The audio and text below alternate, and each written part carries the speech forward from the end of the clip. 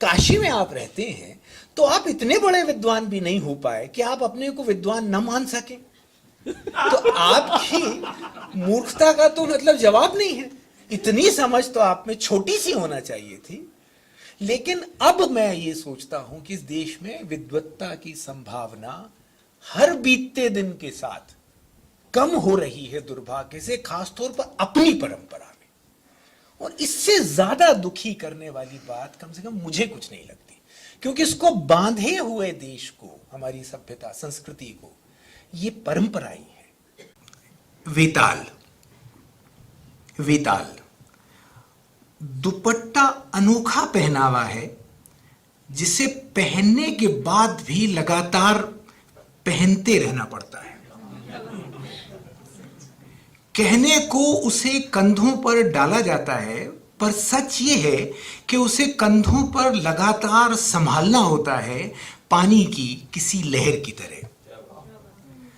हाथों को रह रहकर उसकी ओर लौटना होता है, मानो वह उस बेचारी को भूलने ही ना दे रहा हो कि वह है उसके कंधों पर सवार, वेताल की, उसके कंधों पर वेताल की तरह सवार, वक्त बेवक्त करवट बदलता हुआ। हो ना हो इसे किसी ऐसे शख्स ने खोजा होगा जिसके हाथ नींद में भी महीन कपड़ा बुनते होंगे। मैं जब उदयन वाजपेयी जी के बारे में सोचता हूँ और उनके लिखे हुए को पढ़ता हूँ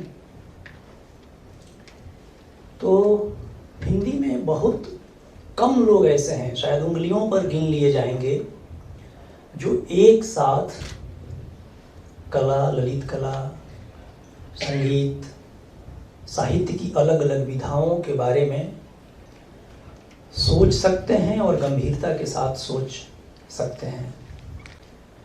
मैं बेहद आदर के साथ उदयन जी को आमंत्रित करता हूं कि वो आएं और अपनी रचनाओं का पाठ करें, फिर हम लोग बीच में बातचीत करेंगे।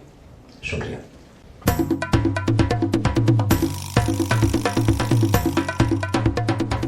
शुरू में हम लोगों ने ये तय किया कि भाई थोड़ी देर कविता पाठ हो, क्योंकि आमतौर पर कवि बोलते अधिक रहते हैं, उनकी कविताएं कम सुनी जाती हैं। वो जिसका जिक्र वो कर रहे थे कि साहित्य पर हम बातचीत, हमें ज़्यादा बुलाते हैं कहने के लिए कि साहब आप रंग कर्म पे बोलिए, अभी आज हम दोपहर में ही गए थे, और इस पे बोलिए, उस पे बोलिए, लेकिन आप जो लिखते हैं या अन्य जो कवि लिखते हैं उनको हम बहुत पढ़ते नहीं हैं, और ये बड़ी दुख की बात है।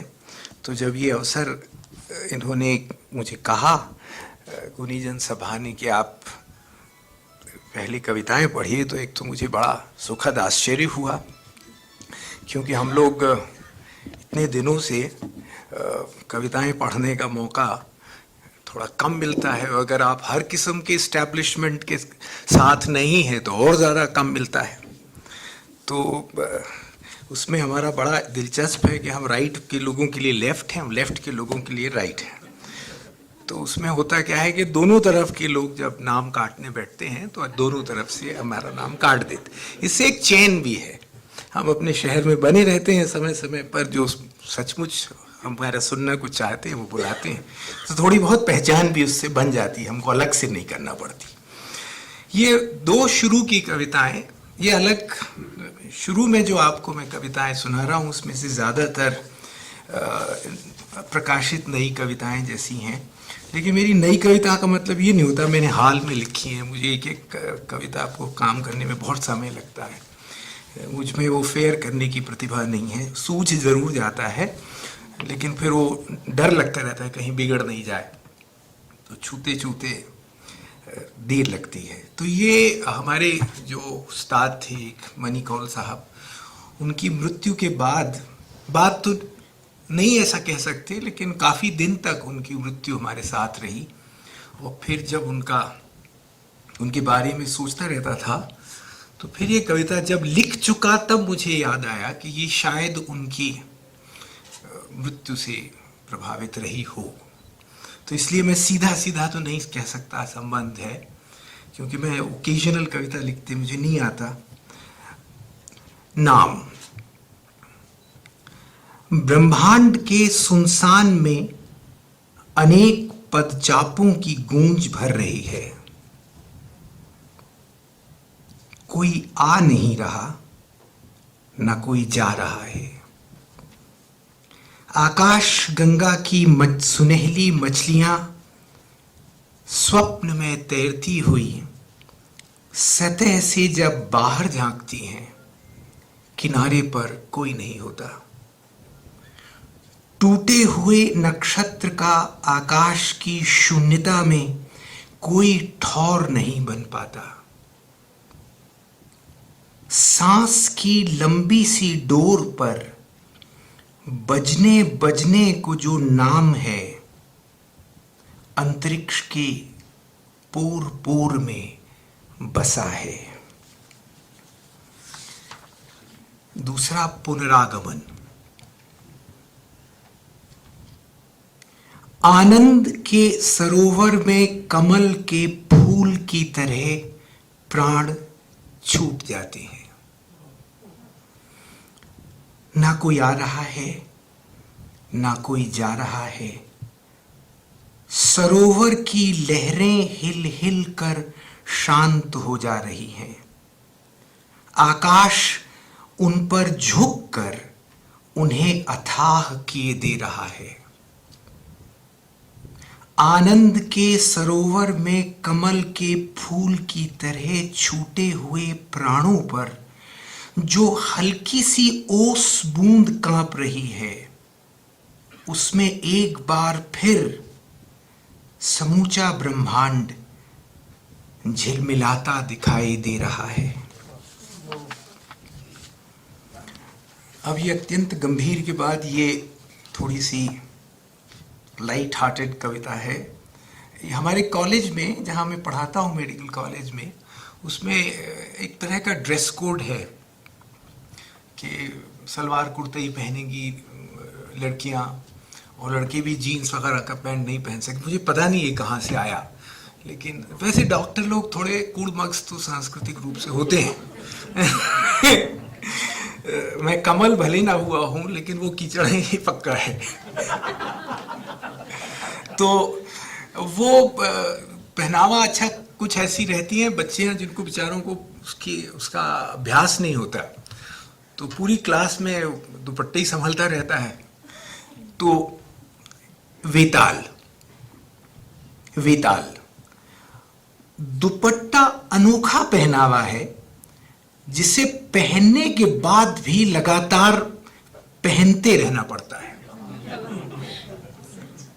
कहने को उसे कंधों पर डाला जाता है, पर सच ये है कि उसे कंधों पर लगातार संभालना होता है, पानी की किसी लहर की तरह।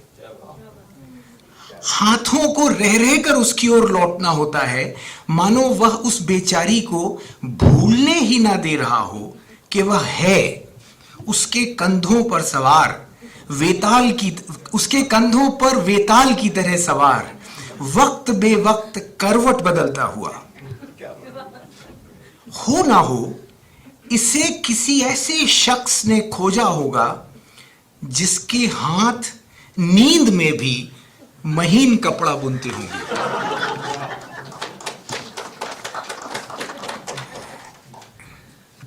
ये हम राष्ट्रभक्त तो ना हो पाए, लेकिन देशभक्त तो बचपन से हैं। पुरातन देश का नागरिक हर बीतते दिन के साथ यह जान रहा हूं कितना सीख पाना अभी बाकी है। बाप बना, पर बाप बनना पूरी तरह नहीं सीख पाया। मैंने अपने बच्चों को अपने डर में बांध कर रखा, जैसे खुद बंधा रहा था अपने पिता के डर में। मैं तोड़ नहीं पाया सिलसिला। मेरा पढ़ा लिखा होना एक बार फिर बेकार गया। ऐ पुरातन देश, मुझे माफी दे, मैं दिन रात चाहकर भी तुझसा नहीं हो पाया। मैं रात दिन चाहकर भी उन धागों को टटोल नहीं पाया जिनसे मेरे पिता नहीं, मेरी मां के सहारे तूने मुझे गांठ दर गांठ बुना था बचपन में कभी। लो मैं फिर गिर पड़ा, लो मैं फिर गिर पड़ा, क्रोध से पैर कांप रहे हैं, आंखें विषाद में झपझपाती हैं, कामना बढ़ाए चली आ रही है सीने पर अपने पैरों की थापें, खून में घुला डर नस नस में फैल गया है एक बार फिर। इस सब को तो मैं जीत चुका था, अभी कुछ दिनों पहले तक ही इस सब को परे ठेल कर हिम्मत से खड़ा था। फिर ये क्या हुआ? जरा सा मेरा ध्यान बटा नहीं कि ये सब के सब मेरे पास लौट आए, मानो अपने नैसर्गिक आवास में, और लो मैं फिर गिर पड़ा। ये हमारा पिछला जो जन्मदिन था, जो कि हमारे परम मित्र जिनकी अभी हम लोग चर्चा कर रहे थे, उनसे बिल्कुल अलग होता है। तो मुझे ही याद नहीं रहता, और भला हो हमारे मित्रों को, उनको भी नहीं। और ये मैं उनका बड़ा एहसान मानता हूँ, क्योंकि आपका एक दिन खराब होता है, उसमें आप पढ़ नहीं पाते। आखिर कितनी देर आप SMS का या व्हाट्सएप का जवाब देंगे? रात 4:03। रात के 4:03 पर जब सारे परिचित गहरी नींद में सो रहे थे, मैं खुद वही कोशिश कर रहा था। मैं 60 के एक और बरस करीब सरक गया।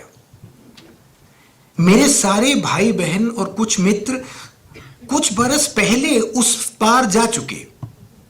मेरी मुश्किल ये रही है, और यह बचपन से है, कि हर साल सिर्फ एक बरस ही 60 के करीब पहुंच पाता हूं। मैं सोचता हूं ये कहां का न्याय है कि इतने लंबे चौड़े साल में मैं सिर्फ एक बरस 60 के करीब सरक पाता हूं। मेरी उम्र शायद उस गति से नहीं चल रही जिससे बाकी सबकी। मैं कितनी ही तेज कार में सवारी करूं, कितने ही ऊंचे जाते विमान में चढ़ जाऊं, मेरी उम्र के बढ़ने की गति तेज होने से साफ इनकार करती है। समय मुझे अछूता भले न मानता हो, कम छूता जरूर मानता है। वह बीमारियां ला ला कर दूर से ही मेरे चेहरे पर उम्र के संकेत छोड़ जाता है। उम्र सचमुच नहीं बढ़ती। मैं अपने कम उम्र कंधों पर उम्र से अधिक का चेहरा उठाए शहर की सड़कों पर चलता हूं, थक कर किनारे बैठ जाता हूं, घड़ी भर सुस्ताने। कभी कभी कोई फरिश्ता हवा में घुला हुआ सामने आ खड़ा होता है, और पूरे भोलेपन से जो पूछता है मैं सुन नहीं पाता।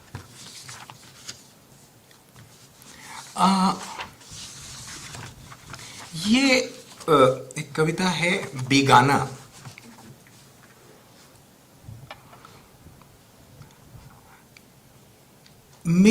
मुझे अतीत में अपने अंतहीन जन्म दिखाई देते हैं, और भविष्य में लगातार होती मेरी मृत्युएं। इन जन्मों और मृत्युओं के बीच में इस तरह जीवित हूं कि कभी एक तरफ देखता हूं, कभी कहीं और।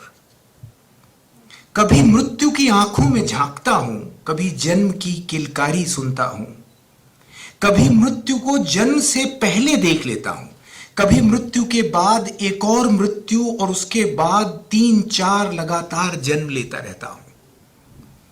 कई बार ये दोनों ही साथ चले आते हैं और मुझे चकित देख अट्टहास करते हैं।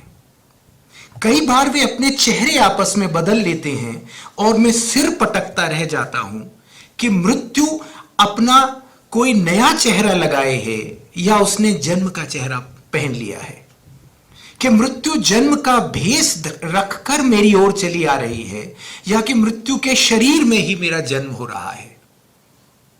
इन भ्रमों से घबराकर मैं आंखें मूंद लेता हूं, वर्तमान की तनी हुई रस्सी पर चलता हूं और संसार से बेगाना बना रहता हूं। हिंदी के एक बहुत ही अच्छे कवि थे जिन्हें हिंदी में एक लंबी प्रगतिशील रात चली, उसमें कुछ लोग दिखे ही नहीं, तो उनमें से ये एक थे। हमारी दृष्टि में बहुत महान कवि थे। उनका नाम जितेंद्र कुमार था और वो भोपाल में रहते थे। उनकी एक बड़ी प्रसिद्ध कविता है, ऐसे भी तो संभव है मृत्यु। उसकी एक पंक्ति है, मैं खुले आकाश के नीचे मरूंगा। तो इससे ये कविता का संवाद है। सूना कमरा, मुझे सूने कमरे में मरना है। मैं अपनी दोनों बाहों में अपने बेटों का अकेलापन संभाले धीरे धीरे अंत की ओर बढ़ जाऊंगा। सूने कमरे में मेरे कदमों की आहट से शायद दीवार के पलस्तर का एक आध हिस्सा टूटकर मेरे कंधों पर गिर पड़ेगा, पर कोई और आवाज नहीं होगी। खुली किताबों के अक्षरों को चुप का इशारा करते रात छुई हवा मुझे चुपचाप घेर लेगी। मैं उलट गई सांसों की आवाजों में अपने जीवन की लांछनाएं, घावों को टटोलता, बचपन के अनसुलझे सवाल दोहराता अंतिम सांस का इंतजार करूंगा। वह आएगी चमकती हुई, टूटे तारे के पीछे छूटी हुई रोशनी की लकीर की तरह, और मैं उन सब को देखता जो मेरे पहले इस चमकती लकीर को देख चुके हैं, अपने में डूब जाऊंगा। मुझे सूने कमरे में मरना है। ये एक थोड़ी सी लंबी कविता है, बहुत लंबी तो तब भी नहीं है। अगर आपने मुक्तिबोध की कविताएं पढ़ी हैं तो ये हमारा जो शहर है, जहाँ हमारा सारा परिवार रहता था, जहाँ कोई भी नहीं है लगभग, सागर शहर था। वो छूट गया, हम बहुत छोटे थे उस वक्त। कैसा वह शहर, वह स्मृति और कल्पना के गड्ढमड्ढ का शहर है। बचपन की बीहड़ उड़ानों का शहर, वात्सल्य का शहर, हरसिंगार के फूलों से अटे आंगन का शहर, पिता के विषम आतंक और नानी की कठोरता का शहर, नाना और मां के घरों के बीच नदी की तरह बहती सड़क को बार बार नंगे पांव पार करने का शहर। वह विस्मय का शहर है जहां मरने के बाद भी किसी मोड़ पर किसी राहगीर को पिता दिखाई दे जाते हैं।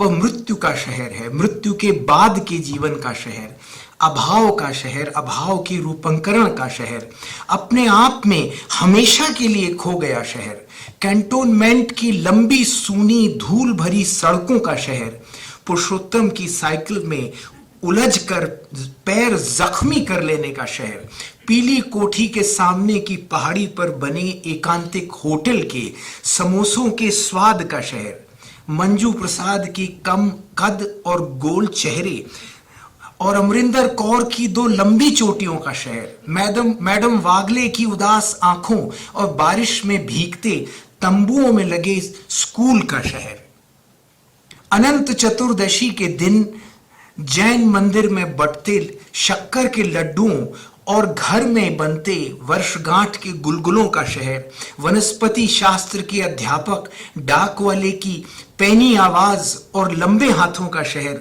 अपने ही घर के बरामदे में नांदी की तरह बैठे बुजुर्ग बख्शियों का शहर, वह मां के घर की हवा में घुल जाने का शहर है, पुरखों की अनुपस्थिति का शहर, रामचरितमानस की अबूझ चौपाइयों का शहर, खुद अपने बारे में यह कौन है जो चल रहा है, बोल रहा है, मां के पास सो रहा है, सोचने का शहर, शाम के फीके पड़ते उजाले में भाई की बढ़ती बेचैनी का शहर, बहनों के हाथों चुपचाप पिटने का शहर, पिता से नाराज हो कुछ दिनों के लिए घर छोड़ गए भाई को छिपकर खाने का डिब्बा भेजती मां का शहर, सड़कों पर सुबह जाती और शाम होने पर लौटती गायों का शहर, बाल्टी में दुहे जाते गाय भैंस के फैनल दूध का शहर, बगीचों की क्यारियों में लगे बैंगनी भट्टों का शहर, पिटारे से बमुश्किल बाहर निकाले जाते सांपों का शहर,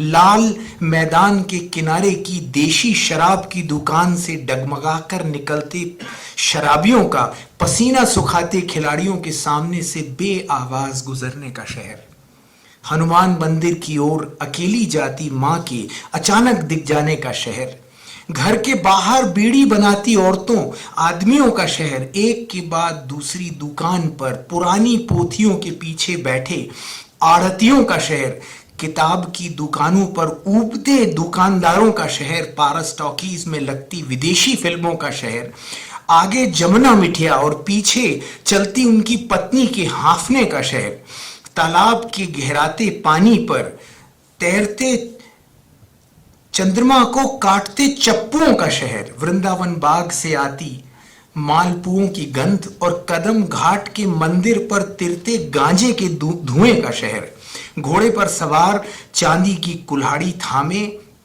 चांदी की हत्यारी कुल्हाड़ी थामे रंगदार का शहर, कैंसर मां की कैंसर छिपाती उदास आंखों का शहर, सैमल के सुनहले रेशों के उड़ने का शहर, खूंटी पर टंगी नाना की सफेद गांधी टोपी का शहर, अंतहीन स्पंदनों का शहर, किसी भी विवरण में किसी भी तरह न समा पाता शहर, मेरे कैसे भी सपने में चुपचाप अपने भूगोल की चादर फैलाता शहर, मेरी कैसी भी कहानी में कभी सड़क बनकर, कभी पेड़ बनकर, कभी प्रकाश के विस्तार पर छूटे हुए पदचिन्ह बनकर बार बार दिख जाता शहर। अब ये मेरी कुछ पुरानी कविताएं हैं, इसमें से दो दो पढ़ के फिर मैं खत्म कर दूंगा। ये सारा एक गद्य कविताओं की किताब है जिसका नाम केवल कुछ वाक्य है। उसकी दो तीन सुनाऊंगा और आखिरी में दो तीन एक। कश्ती। डूबने से पहले मां की काया अपनी सतह पर तूफान में घिरी कश्ती की तरह हिचकोली खा रही है। हम पलंग के किनारे खड़े हैं। खिड़की के पार का संसार खाली होना शुरू हो गया है। पिता की आकाश के पीछे से चहलकदमी की आवाजें धीरे धीरे नीचे की ओर झरने लगी हैं। हल्के से प्रकाश में क्षण भर को मां के दांत चमकते हैं और फिर सब शांत हो जाता है। लहरों के थमने पर किनारे लगी कश्ती के कोने में मां के पायजेब रखे हैं। शून्य। नाना के पास विलायत से रोज एक खत आता है। उनका बेटा वहां से लौट नहीं पा रहा। मां इस दुख को नाना के दुख की तरह समझकर दुखी होती है। वह छत पर खड़ी होकर विलायत से अपने भाई नहीं, नाना के बेटे को अपने छोटे छोटे हाथों से बुलाती है। पिता मां को अपनी पीड़ा नहीं बताते। मां का दुख सुनने वे जीवित नहीं रहते। वे वापस लौटते हैं। मां भी लौटती है। उनकी पीड़ा मां के दुख के साथ स्वर्ग का द्वार टटोलती है। नानी के शव पर फूल चढ़ाता है नाना का शव। पिता के शव को दूर खड़ा देखता है मां का शव। भाषा डमरू की तरह बजती है। शून्य शून्य शून्य शून्य। एक सीरीज है सारी, इसका नाम है वह और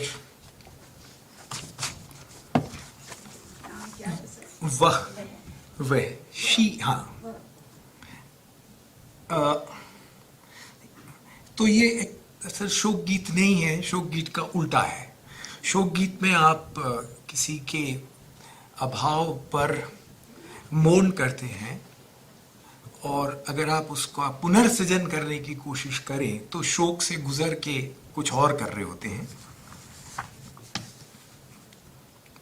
वह नक्षत्र पर बैठी हंस रही है, वह अंतरिक्ष के शांत कोने में सो रही है, वह धूप खाए वृक्ष की हरितिमा में अपना रास्ता टटोल रही है, वह बर्फ की नदी की तरह ठहरी रात पर नंगे पांव चल रही है, वह मृत्यु की तरह बीत रही है, वह चमकीले लंबे बालों की तरह मेरी पीठ पर धीरे धीरे फैल रही है, वह मेरे संकोच से झांक रही है, वह मेरे प्रेम के सामने आंख पर हाथ धरे खड़ी है, वह समुद्र के किनारे भुरभुरी रेत पर स्पर्श की तरह फैल रही है, वह होने न होने के बीच साल भर की गुड़िया की तरह चलना सीख रही है। और ये अंतिम कविता, वह आकाश के किसी कोने में सहमी खड़ी है, गहराते सरोवर पर उसकी छाया फैली है, नाव की पाल में छूटी रह गई तितली के पंख पर शाम का आखिरी कतरा अटका है,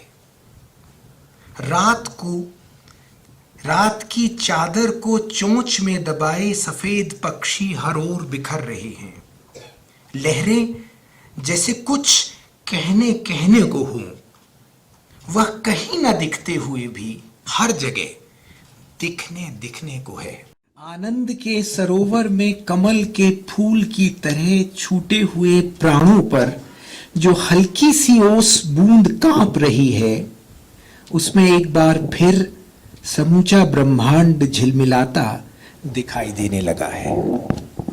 मैं हमारे घर में मतलब हमारे जो बड़े भाई अशोक थे घर में, वो तो मैं जब थोड़ा बड़ा हुआ तो वो वहाँ रहते नहीं थे, तो हमारे लिए तो एक तरह से वो कल्पना जैसे थे।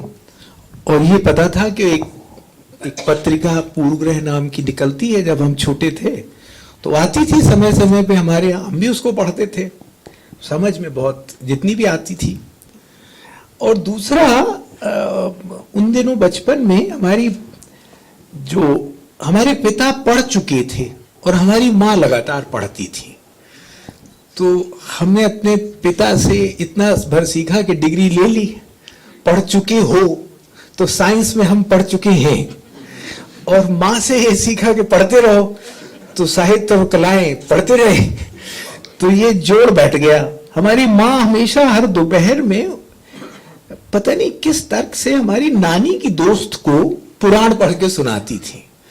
तो एक चीज तो मुझे ये समझ में आ गई कि ये जो पुराण आदि ग्रंथ हैं, अगर इनसे ऐसी माँ बन सकती है, और ये अवचेतन में आया होगा, अब तो मैं उसको एनालाइज कर रहा हूँ, उसको बड़ा ऐसे कह रहा हूँ जैसे मैं समझ गया था तब, लेकिन ऐसा कुछ समझ में जरूर आया होगा मेरी कि ये कुछ महत्व का है। ये हमारी माँ बड़ी सीधी उस तरह की थी, मतलब उन्होंने शायद ही मुझे कभी जोर से डांटा ही होगा। और बड़ा भारी घर होता था, उसमें एक से बढ़ के एक मतलब विचित्र लोग रहते थे। हमारे पिता बड़े गुस्से में वो भारी सोफा उठा के फेंक देते थे।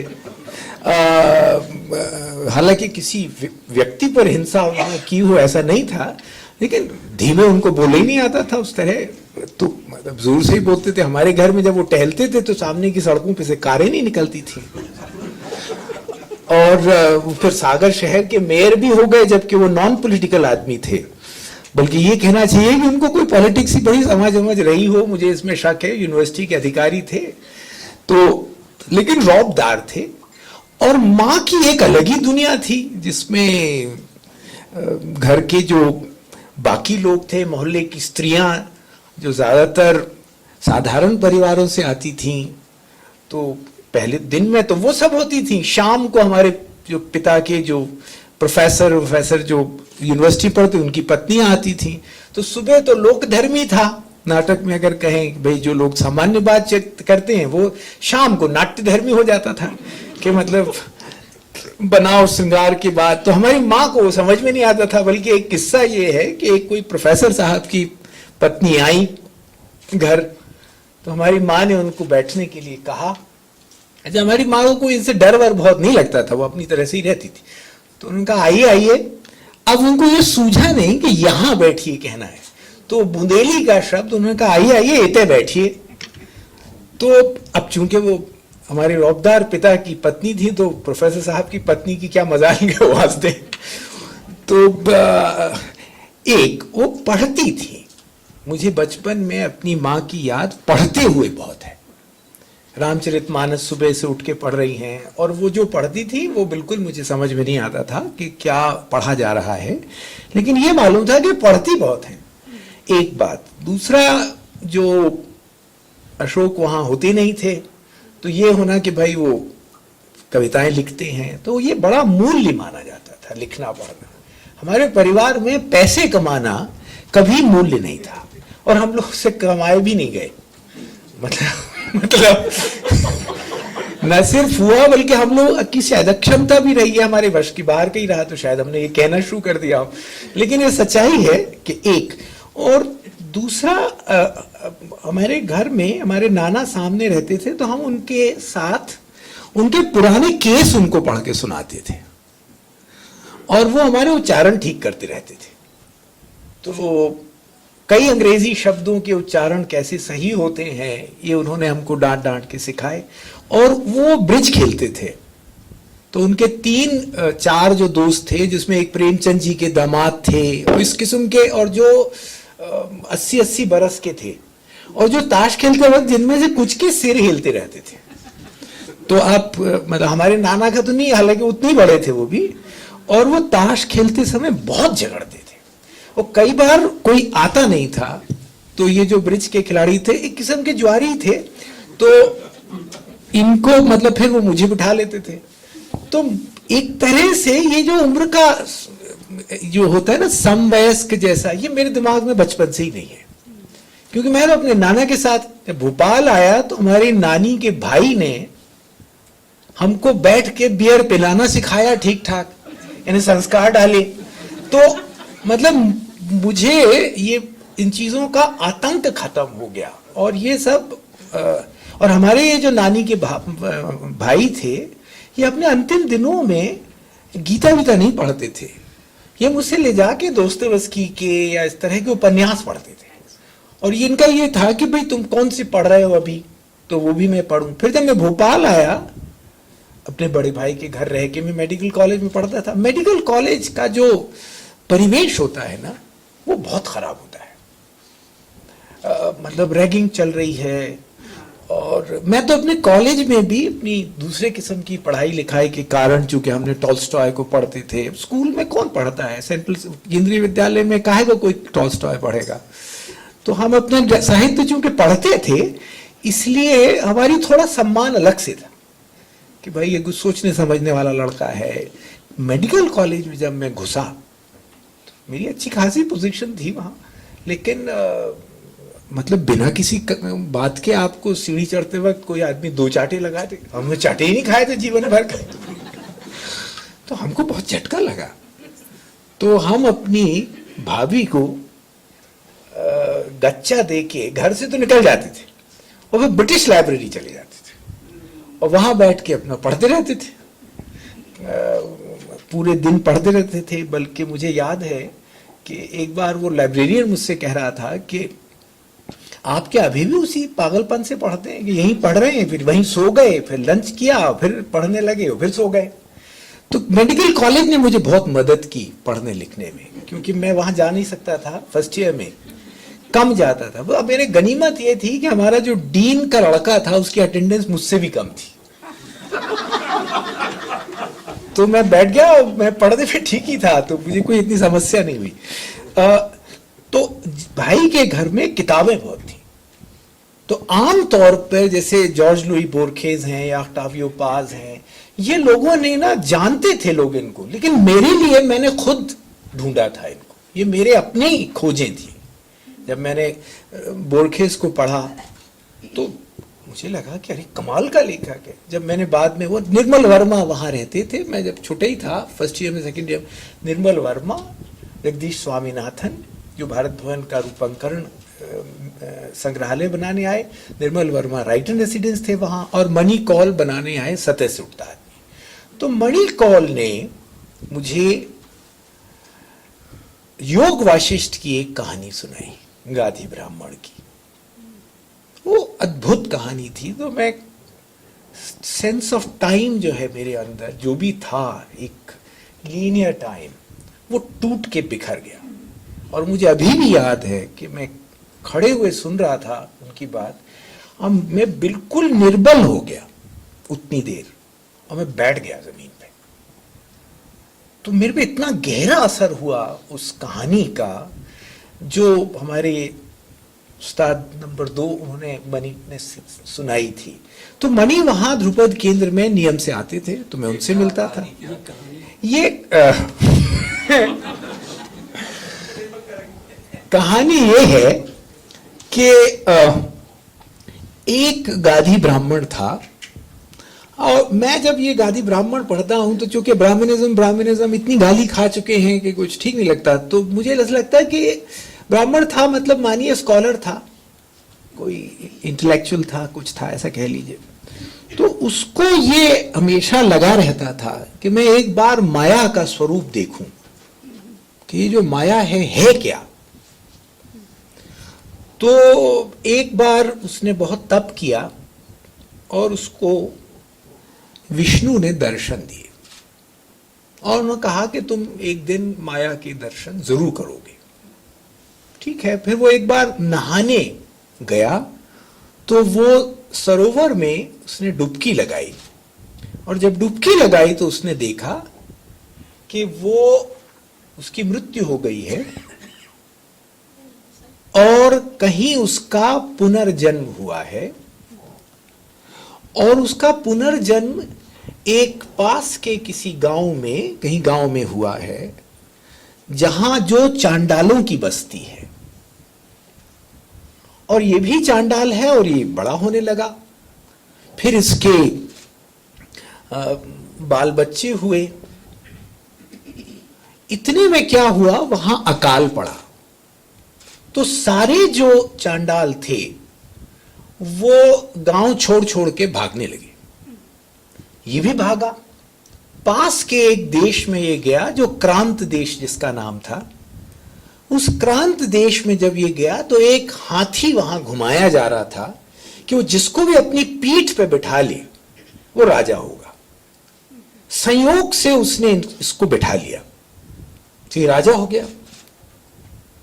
जब ये राजा हुआ तो ये अपना सुख से रहने लगा। इतने में क्या हुआ, बाकी चांडाल इसके गांव के जब इसके उस राजधानी में आए और उन्होंने इसको एक चांडाल की तरह पहचाना, तो जो वो पूरा वो था, राज्य था, उसमें लोगों को लगा ये तो बड़ा गलत हो गया भाई, चांडाल को हमने राजा किया।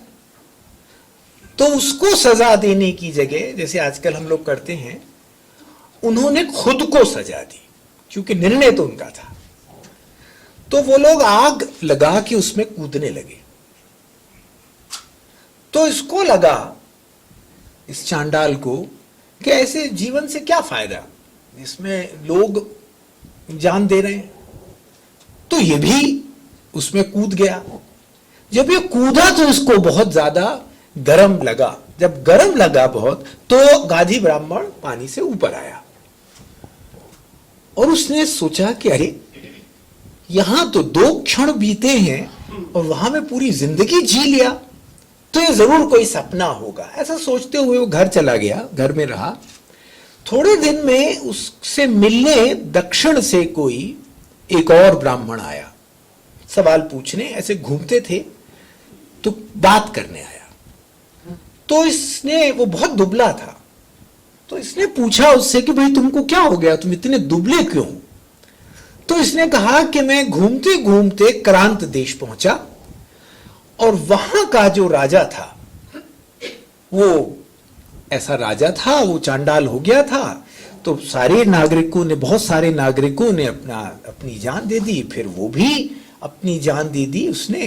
तो चूंकि तरह तरह के वध हुए हैं, राजवध हो गया, इसमें बहुत सारी मृत्यु हुई हैं, तो हम वे व्रत करने लगे, इसके कारण हम कृशकाय हो गए। जब इसने ये सुना और इस कहानी को सुनाते हुए हमने ये सुना, तो हमको झटका खा गए कि ये जो टाइम का हमारे अंदर जो हमें कोंच कोंच के भरा है हमारे अंदर, ये हिस्टोरिकल टाइम का जो आइडिया है, ऐसा कुछ तो है नहीं। और एक क्षण में, मतलब मणि की आप मुझे कह दीजिए, मेरी जो मतलब गुरु मंत्र है वो एक कथा है, तो वो उन्होंने जब सिखाई तो फिर सुनाई, तो मेरे अंदर से ये चीज निकल गई कि मुझे टाइम को फॉलो करना है लिखते वक्त। तो आप उससे, तो उसमें क्या होता है, फिर मुझे ये समझ आया धीरे धीरे कि कला में असल में मनुष्य नए नए समय के रूपाकार गढ़ता है, और जो कलाकार है असल में नए नए रूपक समय के, जो कि समय तो चूंकि अपरिभाषेय बना रहता है, इसलिए उसके तरह तरह के रूपक गढ़े जा सकते हैं। और एक लेखक कलाकार में ये सामर्थ्य मिली हुई है उसको कि वो ये करे, एक तरह से ये उसका धर्म है। अपने चाह से जोड़ा समय की जो एक रेखीय अवधारणा है, और पेगन सभ्यताओं में खास तौर से वो नहीं है, और यहाँ दोनों सभ्यताएं अलग अलग, गाँवों का रिश्ता भी अपनी सभ्यताओं से है। हमारी पेगन सभ्यता की कला और पश्चिम की कला दोनों आपस में अलग होती है। इंडिजिनस कह रहे हैं, ये दोनों कलाएं क्या अलग अलग परिभाषित हो सकती हैं? पश्चिम की कलाओं से हमारी कला कैसे अलग होगी? वो क्या आधार होंगे जिसकी वजह से वो पहचाने जाएंगे, हमारी कलाएं पहचानी जाएंगी कि ये पेगन सभ्यताओं की कलाएं हैं और ये पश्चिम की कलाएं हैं? एक तो जब हम ये इसका विभाजन करते हैं, पेगन कहते हैं और नॉन पेगन सभ्यताएं जो होती हैं, तो बड़े क्लियर कट डिमार्केशंस नहीं हुआ करते हैं। जैसे जो नॉन पेगन सभ्यताएं भी हैं, मान लीजिए क्रिश्चियन जो ट्रेडिशंस हैं, उनमें भी बहुत सारे पेगन तत्व आ जाते हैं, और पेगनिज्म में भी बहुत सारे सेमेटिक जो परंपराएं हैं उनके तत्व आ जाते हैं। तो लेकिन ये समझने के लिए कोटियां हैं। एक जो चीज मुझे महसूस हुई है दोनों में फर्क में, वो है कि जो जिनको हम पेगन प्राइमरीली मुख्यतः पेगन कह रहे हैं, अब भारत ये बात बहुत जोर से क्लेम नहीं कर सकता, और ये हमारी सभ्यता का बहुत बड़ा संकट है कि हम अपने खुलेपन को एक तरह के स्टैंडर्डाइजेशन करके उसको संकुचित करने में लगे हैं। और ये हमारा इसमें बहुत बड़ा नुकसान हमारी परंपराओं का, हमारी समझ का, हमारे लोक व्यवहार का ये होने वाला है और हो रहा है। पेगन जो परंपराएं हैं उनमें मुख्यतः जो मनोधर्म है, इलेबोरेशंस है, बढ़त है, उपज है, वो बहुत केंद्रीय होती है, चाहे वो संगीत हो, चाहे नाटक हो। बल्कि मैं तो यहां तक समझता हूं कि जो हमारे महाकाव्य भी लिखे गए उनमें बढ़त का जो सिद्धांत है, उपज का जो सिद्धांत है, उसमें स्ट्रक्चरिंग नहीं होती, यानी कोई डेफिनेट बिगिनिंग, डेफिनेट मिडिल और डेफिनेट एंड। ऐसा आपको इन संगीतों में, यहाँ के महाकाव्यों में, यहाँ की लेखन पद्धतियों में आपको मिलेगा नहीं, प्रमुखतः नहीं मिलेगा। ये खुले हुए रूपाकार हैं, बल्कि इनमें बढ़त होती रहती है। इसलिए हमारे जो महाकाव्य हैं, एपिक्स जो हैं हमारे, उनको आप लगातार लिख रहे होते हैं, वो कभी पूरे नहीं हुए होते। और दूसरा, संगीत में भी ये है कि कोई राग को आप जब गाना शुरू करते हैं, और अक्सर लोग ये अखबारों में भी लिखते हैं, बातचीत में भी कहते हैं कि साहब इस राग का स्ट्रक्चर, राग में स्ट्रक्चर नहीं होता। स्ट्रक्चर के लिए एक परिभाषीय शुरुआत, एक परिभाषीय मिडिल और एक परिभाषीय अंत होता है। राग की जो बुनावट है वो ऐसी है कि उसमें ये तीनों चीजें नहीं होती। राग की संभावना गाने की अनंत काल तक है, ये जब गायक की कल्पना की सीमा आ जाती है तो वो बंद कर देता है। वरना आप एक राग को गाए चले जा रहे हैं। और इसका आधार जो मैं समझता हूं वो ये है कि इन सभ्यताओं में जो सत्य है वो ज्ञात रूप में नहीं लिया जाता है। उसमें कलाकार जो है उसको तरह तरह के रास्तों से खोजता है अपनी कलाओं में, और वो खोजने की जो ढंग है उसके अलग अलग वो रूपाकार लेते हैं, वो रूप बन के सामने आते हैं। और ये जो दो, जबकि यूरोपियन ट्रेडिशंस में खास तौर पर एक तो शुरू में सेमेटिक कल्चर्स जो थे, हमारे मित्र सुरेश शर्मा जिनका भी देहावसान हुआ, उन्होंने बहुत ही अच्छी बात कही थी कि वहां कलाओं के स्वतंत्र अस्तित्व का कोई सिद्धांत नहीं। अब धीरे धीरे विकसित हो रहा है पिछले 200 साल में, लेकिन आप उसमें लंबे समय तक तो कलाएं जो हैं वो एक तरह से जो रिलीजियस सत्य है उसकी व्याख्या या उसकी व्याख्या से अधिक उसके प्रचार प्रसार के लिए काम में आती थी। यहां वो सत्य अपना निरपेक्ष सत्य पाने की, जिसका ऑफ कोर्स संबंध बनता है और वो बनेगा जाके, ये आपको पता नहीं है कि वो क्या बनेगा, लेकिन उसका प्रचार प्रसार करने का साधन वो नहीं होता है। इसलिए ये मुख्यतः प्रश्न प्रधान सभ्यताएं हैं। लेकिन ये नहीं है कि जो नॉन पेगन है उसमें प्रश्न नहीं है, वो सारे पेगनिज्म उसमें भी घुस जाता है। आप जैसे पर्शिया की कविताएं देखिए, इंडो पर्शियन राइटिंग जो है वो तो भयानक रूप से प्रश्नवाची है। गालिब को देख लीजिए, मिर्जा बेदिल को देख लीजिए, मीर को देख लीजिए, उनमें ये बहुत बढ़िया है और बहुत ज्यादा है।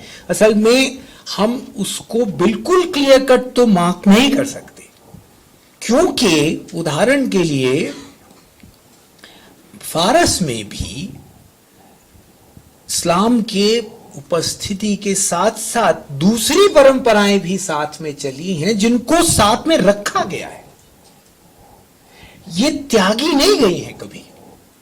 तो पेगन तत्व वहां इसलिए भी जरूरी हो जाते हैं कि मनुष्य के भीतर की जो प्रश्नाकुलता है वो दिए हुए जवाबों से पूरी तरह संतुष्ट नहीं होती, वहां भी यहां भी। लेकिन यहां कोई उसके सत्य के को जवाब देने का कोई भी फिक्स्ड मॉडल नहीं रहा है, वहां रहा है जो टूट रहा है। असल में हम ये समझते हैं कि दो आदमी के भीतर मानसिकताएं हैं, टेंडेंसीज हैं, प्रवृत्तियां हैं। एक तो ऑर्डरिंग की प्रवृत्ति है, हर एक में है, वो व्यवस्था करना चाहता है। व्यवस्था करने में एक किस्म की सभ्यताएं जन्म लेती हैं। और दूसरी प्रवृत्ति है जिसको आप डायोनीसियन कह लीजिए, जिसमें वो प्रश्नांकन करता है, व्यवस्था को चुनौती देता है या व्यवस्था को तोड़ने को थ्रेटन करता रहता है। ये प्रमुखतः जिनको हम पेगन कहते हैं इसमें बाद की प्रवृत्ति अधिक है, जिनको हम नॉन पेगन कहते हैं उनमें पहली प्रवृत्ति अधिक है। लेकिन दोनों प्रवृत्तियां दोनों सब तरह की सभ्यताओं में आपको मिलेंगी। ये हम तो विभाजन इसलिए करना पड़ता है लिखने के लिए, क्योंकि समझने के लिए मनुष्य को कुछ मॉडल्स बनाना पड़ते हैं, लेकिन मॉडल्स को मॉडल से ज्यादा नहीं समझना चाहिए। उसको उसमें आप समझ लेते हैं, फिर उसकी सच्चाई जैसे थोड़ी बहुत समझ में आ गई आपको तो वो मॉडल त्याग देना चाहिए। जी यहीं पर आपने कहा कि पश्चिम में या जो नॉन पेगन सेमेटिक सभ्यताएं हैं वहाँ पर भी पेगन समाया हुआ है। हमारे यहाँ भी सेमेटिक ट्रेडिशन की बहुत सारी चीजें हैं, वही प्रमुख है।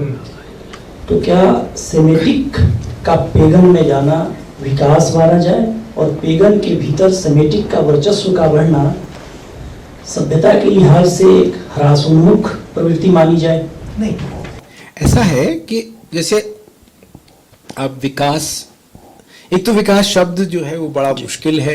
हिंदुस्तान में तो ऑर्डरिंग जो है विकास शब्द के सहारे ही हुई है, और हमें आज तक ये समझ में नहीं आया कि हम विकास क्या कर रहे हैं। आप किसी से भी पूछिए कि आप भाई विकास का विस्तार करिए कि ये है क्या शब्द, इससे आप करना क्या चाहते हैं, तो मैं आपको बिल्कुल सच बता रहा हूं कि इसको कोई नहीं बता पाएगा। सबके जो जवाब हैं वो वेग हैं। हम जब कहते हैं कि साहब विकास हो, तो इसका क्या अर्थ है, ये मुझे सचमुच नहीं समझ आया। मोटे तौर पे आप समझ लें अगर, तो विकास का अर्थ ऐसे समाजों में उनको अधिक से अधिक कंट्रोल्ड, नियंत्रित, ऑर्डर्ड, अधिक से अधिक सर्विलेंस सेंटर्ड बनाने से ज्यादा मुझे समझ में नहीं आया। कि आप उदाहरण के लिए, इतना विकास हो रहा है देश का, पता नहीं कितने सालों से लगा हुआ है, अलावा इसमें सीमेंट के व्यय के और कुछ होता है मुझे आज तक हमारे यहां लाइब्रेरियां जो थी खत्म हो गई, हमारी जो सांस्कृतिक संस्थाएं उनकी हालत बिगड़ी हुई है और हमेशा से बिगड़ती चली जा रही है, और हम उसकी अवहेलना करते करते इस विकास का गुण गाते रहते हैं। और हमने अधिक से अधिक व्यवस्था करने की का मानस बना रखा है। और जब आप व्यवस्था को केंद्रीय बनाएंगे तो कलाएं जो कि व्यवस्था में हमेशा प्रश्नांकन की तरह प्रवेश करती हैं, उनको आपको दरकिनार करना पड़ेगा। उल्टा जो हुआ सेमेटिक में, जो रेनेसां में हुआ, रेनेसां क्या है? रेनेसां में अगर आप इन्हीं टर्म्स में समझना चाहें तो रेनेसां में तो एक तरह से पेगन जो चेतना थी उसका विस्फोट हो गया, और कलाएं और साहित्य और दर्शन और सब प्रस्फुटित हुए बड़े स्तर पर, और एक नई तरह का सृजन जिसको हम आधुनिक सृजन कहते हैं वो वहां हुआ। और इसलिए उनमें जो इन सारे सवालों के जवाब ढूंढने की कोशिश हुई, हालांकि वहां भी जो एक बात है वो बहुत जुड़ी रही उनके जीवन से, वो ये कि जब जब भी आप ऑर्डरिंग करते हैं, ऑर्डरिंग से ग्रेस मिलता है, ईश्वर की कृपा ऑर्डरिंग से आती है, और जो ईश्वर की जो कृपा हासिल होती है उस ऑर्डरिंग के लिए मॉरल सिस्टम्स चाहिए पड़ते हैं, और मॉरल सिस्टम जो होते हैं ये ऑर्डरिंग के काम में आया करते हैं। तो आप ऑर्डरिंग ज्यादा से ज्यादा करते हैं, ज्यादा से ज्यादा मॉरल प्रिंसिपल्स को लागू करते हैं उस ऑर्डरिंग के लिए।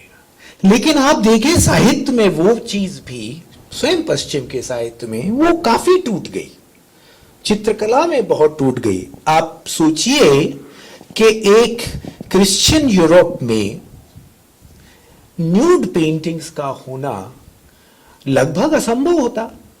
शेक्सपियर का, जहां तक मुझे मालूम है, शेक्सपियरियन थिएटर जो था उसमें वाचिक की, स्पोकन का ही प्राधान्य था, क्योंकि आंगिक का की इजाजत बहुत नहीं थी। तो शेक्सपियर सारे आंगिक को वाचिक में सोख लेता था, तो उसके जो डायलॉग्स थे उसमें सारा मूवमेंट ये वो सब आ जाता था साथ में। जबकि आप भास को देखें यहां संस्कृत के, उसमें सिर्फ आपको डायलॉग सुनाई पड़ेंगे, क्योंकि वो किसी रंगमंडली के लिए काम करते होंगे, तो आंगिक आदि उनके नाटकों में आपको नहीं मिलेगा, स्वयं ग्रीक नाटकों में नहीं मिलेगा। जो टेक्स्ट मिलते हैं ग्रीक, सोफोक्लिस को देख लीजिए, यूरिपिडीज, उसमें आपको जो डायलॉग्स मिलते हैं उसमें आंगिक की आपको कल्पना करना होती है, क्योंकि वो रंगमंडली के साथ होते थे पहली बात, और आंगिक वगैरह का वहां उसकी छूट थी। तो ये जो फर्क रहा कि रेनेसां में हमारे यहां उल्टी गंगा बह गई, हमारी शिक्षा व्यवस्था से, हमारे अनएजुकेशन से, क्योंकि हमारा जो शिक्षा व्यवस्था है वो हमको हमारे लिए अजनबी बनाने का काम करता है। और मतलब आप ये मानते हैं, जो पहला बड़ा सम्मेलन हुआ, अंग्रेजों ने के पास कुछ पैसे थे जो उनको शिक्षा पे खर्च करना थे, 1830 की बात है। तो उन्होंने कहा कि भाई हमको ये पैसे खर्च करने, क्या करें? तो कुछ लोगों से सलाह ली गई, तो उसमें राजा राम मोहन रॉय, जो बहुत बड़े व्यक्ति थे, और हमको किसी भी एक बड़े व्यक्ति का एकांगी विश्लेषण नहीं करना चाहिए, आजकल नेहरू का होता है, ये बिल्कुल भयानक बात है, उनका मल्टी डायमेंशनल होता है आदमी, उसको वैसे ही देखना चाहिए। दूसरा, हम कोई महात्मा बुद्ध तो है नहीं सब लोग कि हम गाली देते फिरें लोगों को, लेकिन अपने राम मोहन राय ने बहुत अद्भुत काम भी किए। लेकिन जब शिक्षा व्यवस्था की बात आई तो ये हुआ भाई विज्ञान आदि पढ़ाना चाहिए, और उसमें यह भी था कि न्याय शास्त्र जो लॉजिक है, न्याय का अर्थ लॉजिक से होता है, और व्याकरण भी पढ़ाई जाना चाहिए, उस पर राजा राम मोहन रॉय ने मना कर दिया। यानी ये बहुत राय थी कि भाई व्याकरण और न्याय ये तो साइंसेज ही हैं, लॉजिकल सिस्टम है, वो एनालिटिकल सिस्टम है न्याय को। आप आश्चर्य करेंगे कि तिब्बत में बुद्धिज्म की शिक्षा जिन मठों में दी जाती है उसमें सबसे पहले न्याय पढ़ाया जाता है। क्यों न्याय? इसलिए मैंने पूछा उनसे, रिनपोचे जी से, कि क्यों पढ़ाते हैं न्याय? तो उन्होंने कहा कि देखो ये जो मूर्तियां भी बुद्ध की बनी हैं उनमें नाप होता है, वो लॉजिकल हैं, लॉजिकल के रास्ते आप बियॉन्ड लॉजिक उसके ट्रांसेंडेंस करते हैं, तो उसको त्यागा नहीं जाता। यहां जब साइंस, जब हमारे यहां पढ़ाई शुरू हुई तो ना व्याकरण पढ़ाई जाती थी ना न्याय शास्त्र पढ़ाया जाता था, ये दोनों छोड़ दिए। तो न्याय के सहारे हम अपनी दूसरी दार्शनिक परंपराओं तक पहुंच सकते, वो संभावना हमारी खत्म हो गई। इसलिए हम अपने को बेहतर, इसलिए चूंकि हम अपने को समझे नहीं, इसलिए हमारी तरफ से समझाने वाले दूसरे पैदा हो गए, और अब वो जो बताते हैं आपकी परंपरा के बारे में आपसे, आपको मानना पड़ता है। तो एक बिल्कुल बिना पढ़े लिखे लोगों का, मतलब भारतीय सभ्यता वो उनके अंधों का हाथी हो गया है। तो किसी भी चीज को लेके हम कुछ भी बातें करने लगे, मतलब अनुष्ठान आदि में भी न्याय का स्थान होता था। वो कैसे बनेगी वेदी, कितनी चौड़ी, क्या, क्योंकि फिर उसके सहारे आप उससे परे जाते थे। ये बात धीरे धीरे भारत में, क्योंकि हम जो चीज लोक व्यवहार में थी वो हमारी समझ में आना बंद हो गई, उसका तिरस्कार शुरू हुआ। और हम मॉडर्न साइंस को इसलिए नहीं सीख पाए क्योंकि वो हमारी भाषाओं में वो सीख सकने की सामर्थ्य हमारी उतनी थी नहीं। तो हम फिर अंग्रेजीकरण हमारा बहुत हुआ तेजी से, और हमारे यहाँ चक्र उल्टा चल गया शिक्षा के कारण। अन्य बहुत सारी हमारी जो तथाकथित विकास हो रहा है, हमारा मास मीडिया वगैरह, एजुकेशन, जो यूनिवर्सिटीज का खासतौर पर एजुकेशन है, ये आखिरी एक उसमें किस्सा मैं सुनाता हूँ आपके सवाल में, कि रॉय बर्मन जब विटगेनस्टाइन के पास गए अपनी पीएचडी के लिए, विटगेनस्टाइन मेजर फिगर हैं, तो जब उनके पास गए तो उन्होंने कहा भाई तुम किस परंपरा से आते हो? तो इनको तो ये तो आधुनिक दार्शनिक थे, विटगेनस्टाइन को पढ़ते थे, हीगल को पढ़ा होगा। तो ये थोड़ा रुक गए, तो कहने नहीं तुम मतलब किस उससे बचपन में कहाँ बीता? तो उन्होंने कहा हम जैन हैं, जैन परंपरा के। तो उनका जैनिज्म के बारे में बताओ मुझे।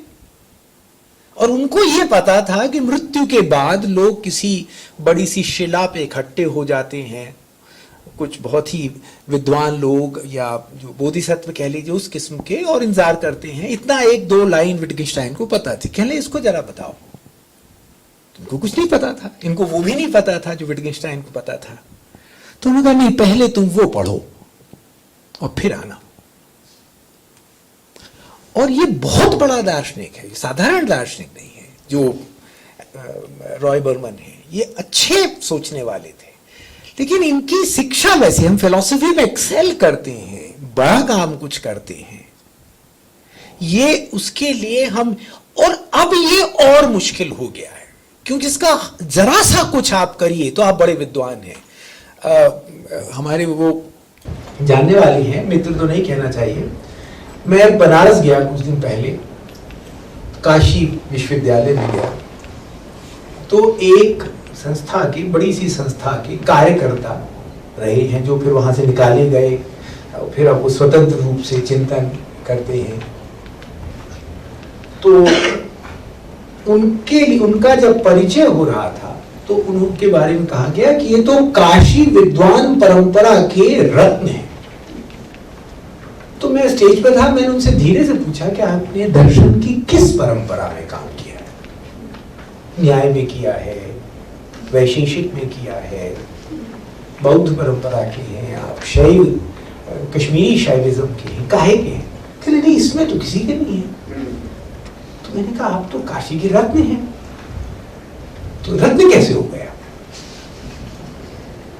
इसी तरह एक और उन्हीं राजनीतिक दल के एक भोपाल में उनका अभिनंदन हो रहा था और कहा जा रहा था ये बड़े भारी विद्वान है। तो उनसे भी हमने यही पूछा भाई आप काहे के विद्वान हैं? तो उन्होंने कहा कि नहीं हम संगठक हैं। तो उन्होंने कहा आप संगठक हैं ना भाई, फॉर गॉड सेक, आप चिंतक कहां से हो गए? तो कह रहे कि नहीं ये लोग तो यूं ही कह रहे, मैंने कहा मना करिए। भाई आप अगर राजीव रंजन मुझसे अचानक कहेंगे कि बहुत ही बड़े जैव वैज्ञानिक हैं क्योंकि हम मेडिकल कॉलेज में पढ़ाते हैं, तो मैं पहले तो मना करूंगा कि नहीं मैं नहीं हूं, क्योंकि मुझे मालूम है बड़े जैव वैज्ञानिक क्या है। काशी में आप रहते हैं तो आप इतने बड़े विद्वान भी नहीं हो पाए कि आप अपने को विद्वान न मान सके। आपकी मूर्खता का तो मतलब जवाब नहीं है। इतनी समझ तो आप में छोटी सी होना चाहिए थी। लेकिन अब मैं ये सोचता हूं कि इस देश में विद्वत्ता की संभावना हर बीतते दिन के साथ कम हो रही है, दुर्भाग्य से, खासतौर पर अपनी परंपरा में।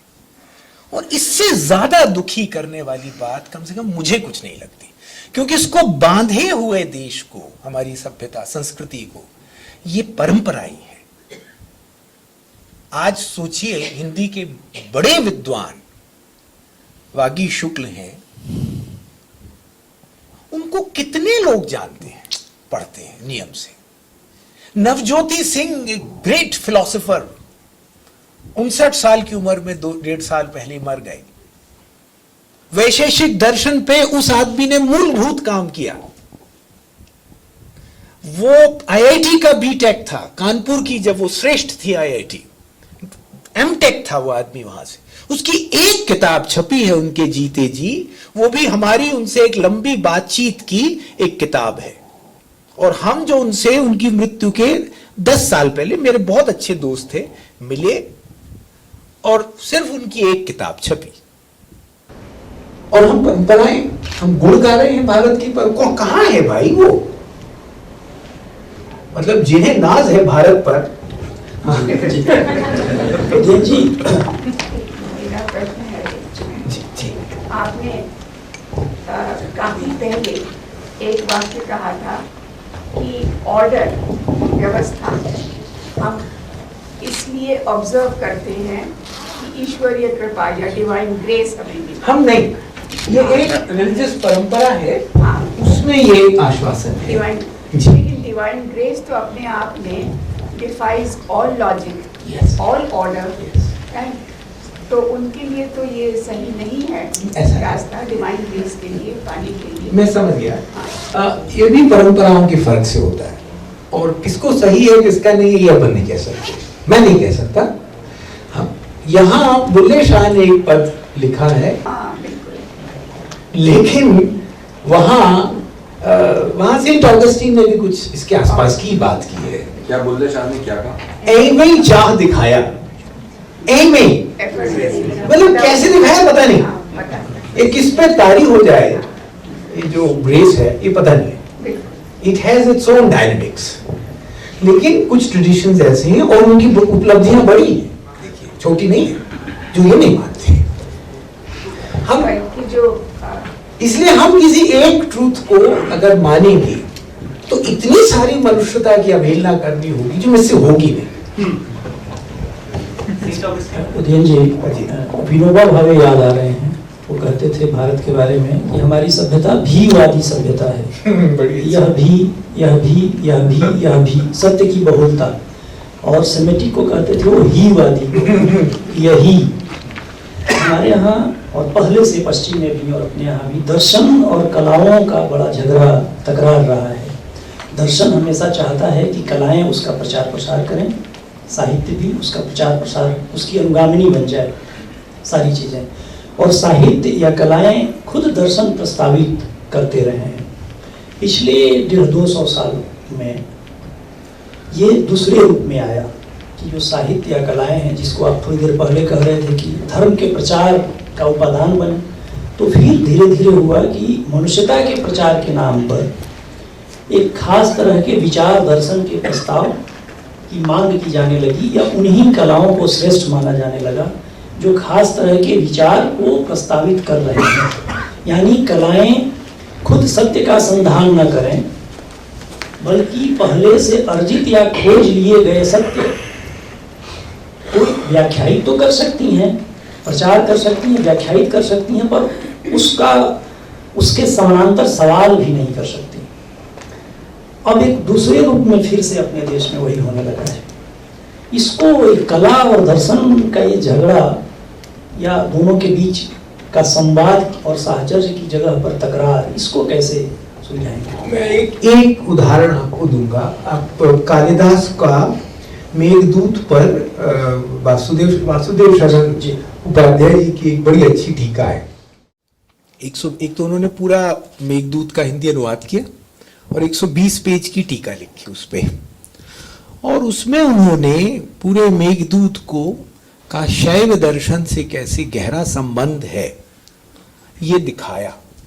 लेकिन वो तब भी शैव दर्शन की अपनी व्याख्या है कालिदास में, कि वो शैव दर्शन को इस तरह कालिदास देखते हैं, और ये पूरी एक लंबी सी उन्होंने उसकी भूमिका में ये दर्शाने की कोशिश की। तो ये अगर वासुदेव शरण अग्रवाल को थोड़ी सी देर ध्यान में रख लें तो एक तरह से इनका एक संवाद है, उसमें स्वयं कालिदास के अंदर घट रहा है। तो ये ऐसा झगड़ा आपको यहां मुश्किल से मिलेगा। ये बढ़ा धीरे धीरे तब जब ये दार्शनिक व्यवस्थाएं आइडियोलॉजी में बदल जाती हैं। और देखिए, आइडियोलॉजी की तो आलोचना स्वयं मार्क्स ने की थी, जिनकी आइडियोलॉजी आगे चल के सबसे लोकप्रिय हो गई, क्योंकि वो फॉल्स कॉन्शियसनेस कहता था उनको, उसको रिजिड हो जाती थी, बंद।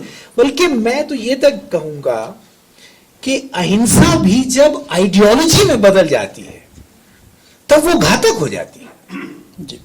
अहिंसा जब सहज व्यवहार में है, हम तो यही समझते हैं कि मनुष्य सहज स्वभाव उसका अहिंसक है और हिंसा आरोपण होती है उस पर। लेकिन आप अहिंसा को इस हद तक ले जाएं, और बहुत सारे गांधीवादियों ने ये किया है कि मतलब अहिंसा का अर्थ उन्होंने यहां तक लगा लिया कि भाई कपड़े पे रंग लगाना भी उस सफेद कपड़े के साथ हिंसा है। ये तो मतलब ये तो हिंसा, ये तो आइडियोलॉजी बनाना है। कपड़ा काटना भी। हाँ, कपड़ा काटना भी। और आप देखिए, मैं एक बार साबरमती आश्रम में हमारे दोस्त होते थे, त्रिदीप सुहृद, तो हमारी किडनी फेल हो रही थी, तो हम दिखाने गए थे नडियाद। बड़े भारी एक डॉक्टर थे, नेफ्रोलॉजिस्ट वहां। तो अहमदाबाद तक पहुंचे, तो वहां से जाना था गाड़ी में, तो हम एक दिन गेस्ट हाउस में रुक गए। इतना मैला, इतना कलरलेस, मैं सोच ही नहीं सकता। और जब भी मैंने गांधी को पढ़ा है, मुझे वो कभी कलरलेस नहीं जान पड़ी, क्योंकि गांधी सौभाग्य से गांधीवादी नहीं थे। उन्होंने खुद कहा भी था, ये उन्होंने कहा भी था। जी, वो हमेशा वाद का और आप देखिए, गांधी पे इस तरह के बहुत आरोप आजकल लग रहे हैं। अफ्रीका में तो बहुत लगे कि भाई वो तो रेसिस्ट थे गांधी। शुरू में वो सचमुच उनके मन में ये ब्लैक अफ्रीकन्स के लिए समानता नहीं थी, लेकिन धीरे धीरे उनको समझ में आ गया आगे चल के। ये जब अछूत उद्धार पे वो पूरे देश में घूम रहे हो जिस वक्त, उस वक्त तक उनको समझ में आ गया कि ये बड़ी समस्या है। उन्होंने स्वतंत्रता आंदोलन स्थगित कर दिया। तो समझते समझते देर लगती है, मतलब एक बार में उनको ज्ञान प्राप्त नहीं हुआ। अब ये तो उनकी गलती नहीं मान सकते ना, वो जितना कर रहे, जैसे जैसे जीते गए वो समझते गए। आप देखिए, जैसे जैसे गांधी की लोकप्रियता बढ़ी है, उनके अंदर का अथॉरिटेरियनिज्म कम हुआ है। जबकि आप आमतौर पर नायकों में ठीक उल्टा पाते हैं कि जैसे जैसे उनकी लोकप्रियता बढ़ती है, यानी जैसे लोक में उनका नाम फैलता है, वो शक्ति को अपने में वो कर लेते हैं, केंद्रित कर लेते हैं। यानी नाम फैल रहा होता है और शक्ति को संकेंद्रित करना एक साथ चल रहा है। तो एक सेंट्रीफ्यूगल फोर्स होता है रास्ता, और एक सेंट्रीपिटल होता है। गांधी जी में नहीं हुआ है, और उन्होंने स्वीकारा कि मैंने पहले जो मेरी समझ में थी, उन्होंने कभी नहीं कहा जिंदगी भर। तो फॉल्स कॉन्शियसनेस का ये इसी तरह, जब आप दर्शन को खुले रूप में लेते हैं और उससे चैलेंज महसूस करते हैं। मैं उदाहरण बताता हूं, वैशेषिक दर्शन के हिसाब से नवज्योति ने और न्याय के हिसाब से एक पीके मुखोपाध्याय हैं, बड़े भारी दार्शनिक हैं, बनारस में रहते हैं, जादवपुर यूनिवर्सिटी में पहले पढ़ाते रहे, लेकिन जिंदगी भर उन्होंने न्याय पर ही काम किया। उन्होंने कला का सिद्धांत अपनी तरह से बनाया, कला को समझने की कोशिश उसमें दोनों ने की। इसमें टकराव ही नहीं हुआ, टकराव तो नहीं हुआ। उन्होंने दर्शन को, अपने वैशेषिक को और न्याय को, इनके अर्थ उन्होंने समृद्ध किया कला के सिद्धांत। और बल्कि नवज्योति जैसे लोग या अनेक दार्शनिक वो कला को समझने के अपने उपक्रम को बड़ी चुनौती मानते थे। लेकिन जब भी कोई विचार परंपरा आइडियोलॉजिकल यानी फिक्स्ड हो जाती है, जड़ीभूत हो जाती है, तब वो अपने को डिफेंड करने लगती है, वो समझ के सहारे बढ़ती नहीं। और ये एक जिसको आप कह रहे हैं दर्शन और कला की जो झगड़ा है, वो जब तक विचार आइडियोलॉजी होने से बचा होता है तब तक नहीं होता है। जी उदयन जी, इसी से निकलती हुई वो होगी कि हम किसी भी कला को श्रेष्ठ कब मानेंगे, आप साहित्य को भी श्रेष्ठ कब मानेंगे, वो किन मूल्यों को स्वीकार करेगी तब, किस हिसाब से? अब तो ये, क्योंकि जितने भी स्थापित जो थे पैमाने थे, नापजोक के जो तरीके थे, वो बहुत स्थायी बचे नहीं। चित्रकला में जैसे रूपांतरण कलाओं में तो अब लगभग नहीं है, और इसलिए कला उसको कहते हैं अब जो गैलरी का ओनर एक्सेप्ट कर ले कि हाँ ये कला है, ये हद तक पहुंच गई। लेकिन साहित्य में एक अच्छी चीज भारत में ये रही है, भारत में भी रही है, अन्य जगहों पे भी बहुत है, कि हमें प्लेटो जैसा सौंदर्य शास्त्री नहीं मिला। क्योंकि प्लेटो ने कहा कि जो ब्यूटी है वो एक परफेक्ट फॉर्म है। और मैं हमेशा ये समझता हूं कि इस परफेक्ट फॉर्म की धारणा न होने से हमारे यहाँ बहुत लोक कलाएं विकसित हो सकी, क्योंकि उनके हमारा जो सौंदर्य है वो अलग अलग तरह से श्रेष्ठता को प्राप्त कर सकता है, कोई एक आदर्श नहीं। लेकिन इसमें का मतलब ये नहीं है कि श्रेष्ठता का कोई ढंग नहीं रहा, बिल्कुल रहा। जैसे ध्वनि था, वक्रोक्ति था, इससे हम कला की श्रेष्ठता को, श्रेष्ठता से ज्यादा मैं कहूंगा वो कला की एक तरह की व्याख्या की पद्धतियां थी, और व्याख्या करते हुए आप धीरे धीरे उस श्रेष्ठता को स्थापित कर देते थे। यानी आप आश्चर्य करेंगे कि जब भी दोषों की चर्चा होती है काव्यशास्त्र में, तो सबसे ज्यादा उदाहरण जिस कवि के दिए जाते हैं वो वही कवि है जो सबसे बड़ा माना जाता है।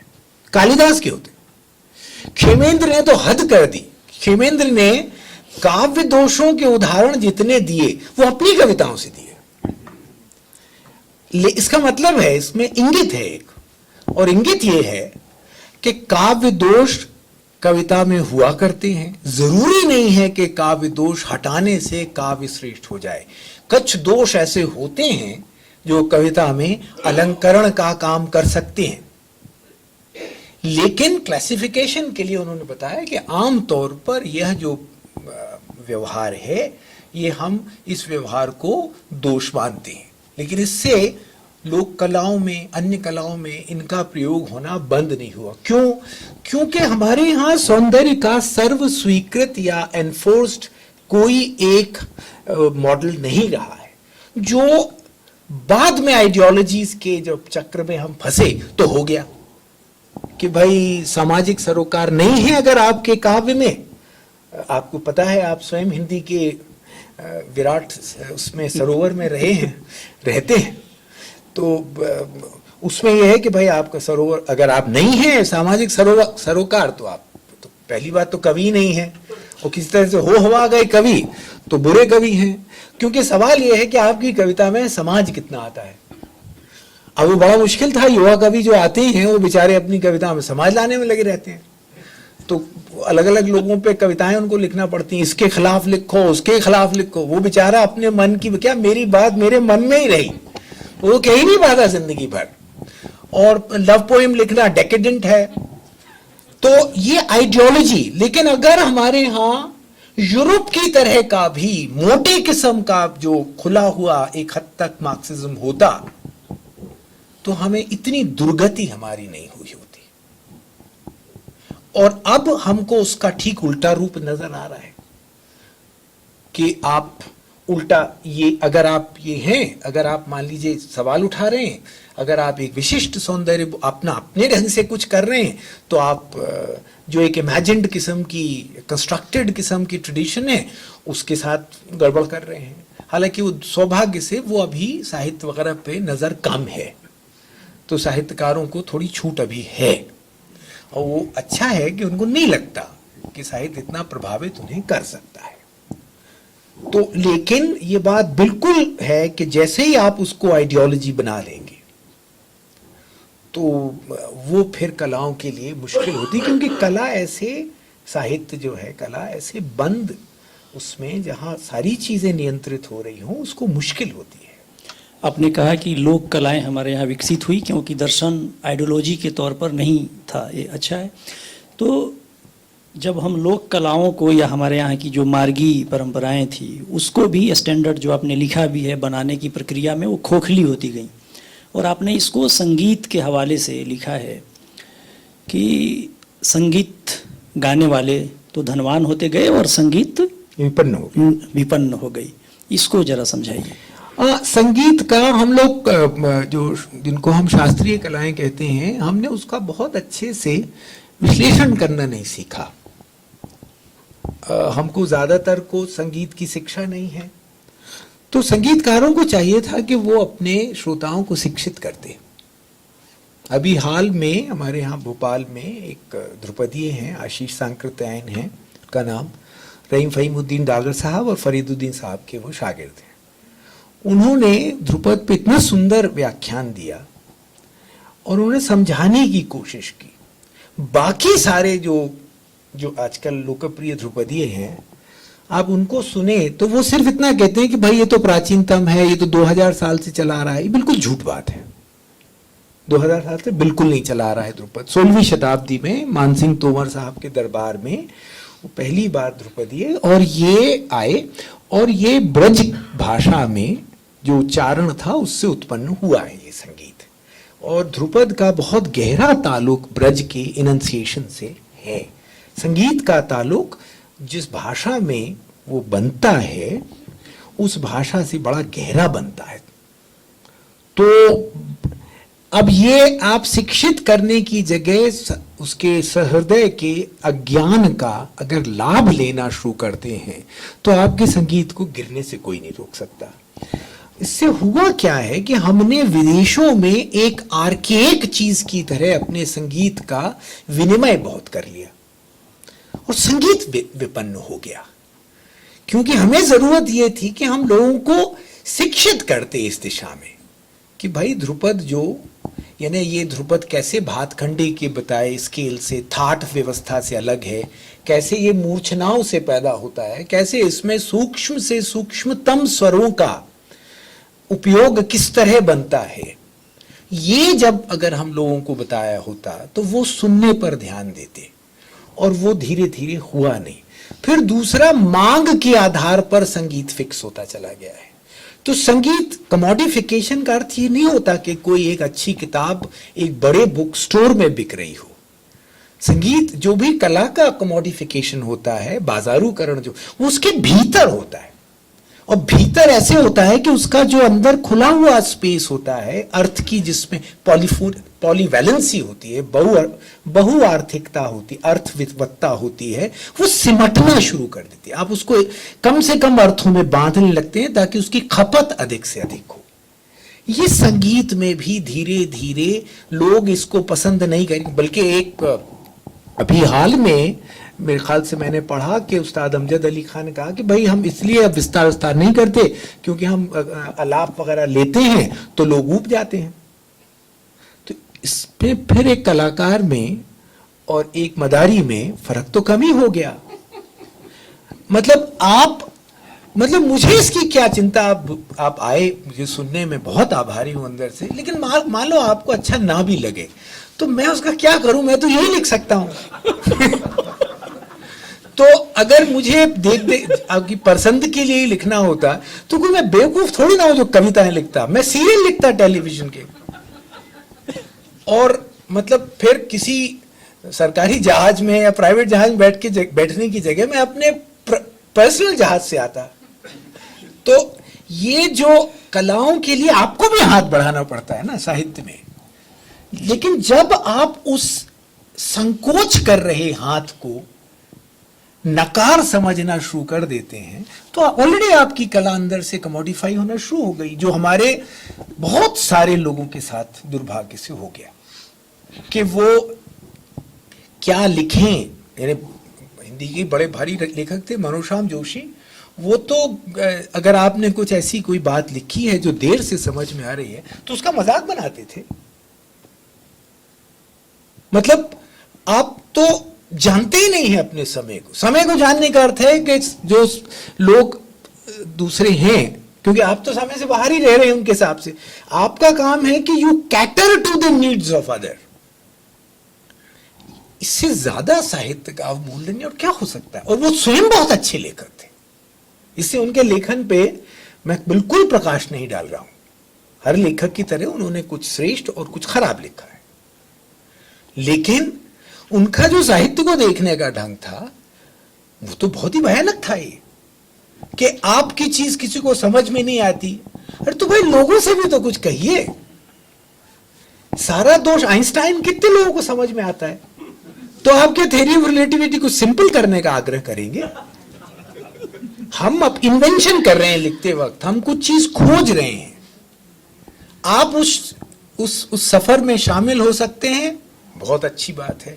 नहीं हो सकते तो आप प्लेटफॉर्म पे रहिए, हम आपको जाते जाते हाथ हिला देंगे। लेकिन आप सोचें कि मतलब हम आपके योग्य लिखें, वो मुश्किल होता है।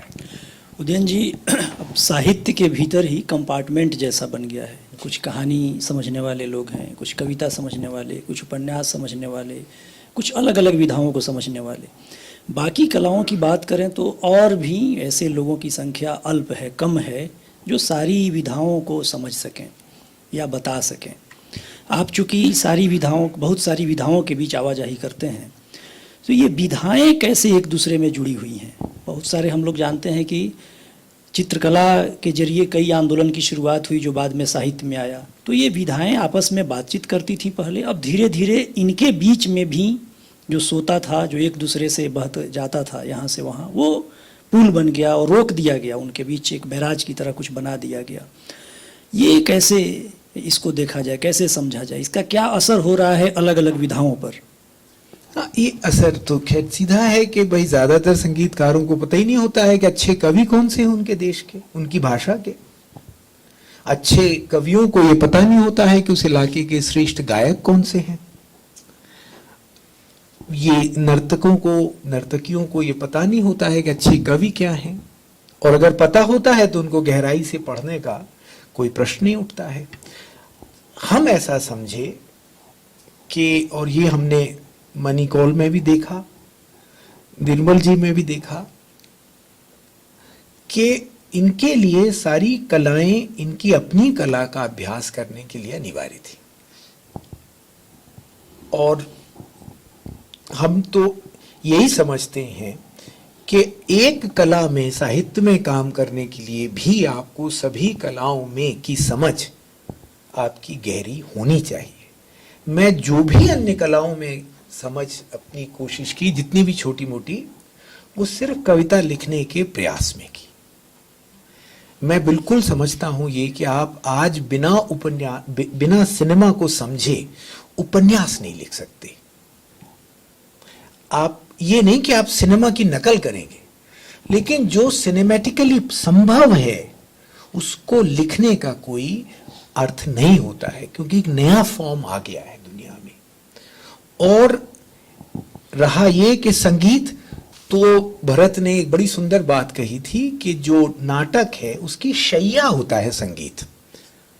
तो शैया मतलब जो उसको रूप देता है, उसको आप माइक्रोस्केलेटन कह लीजिए।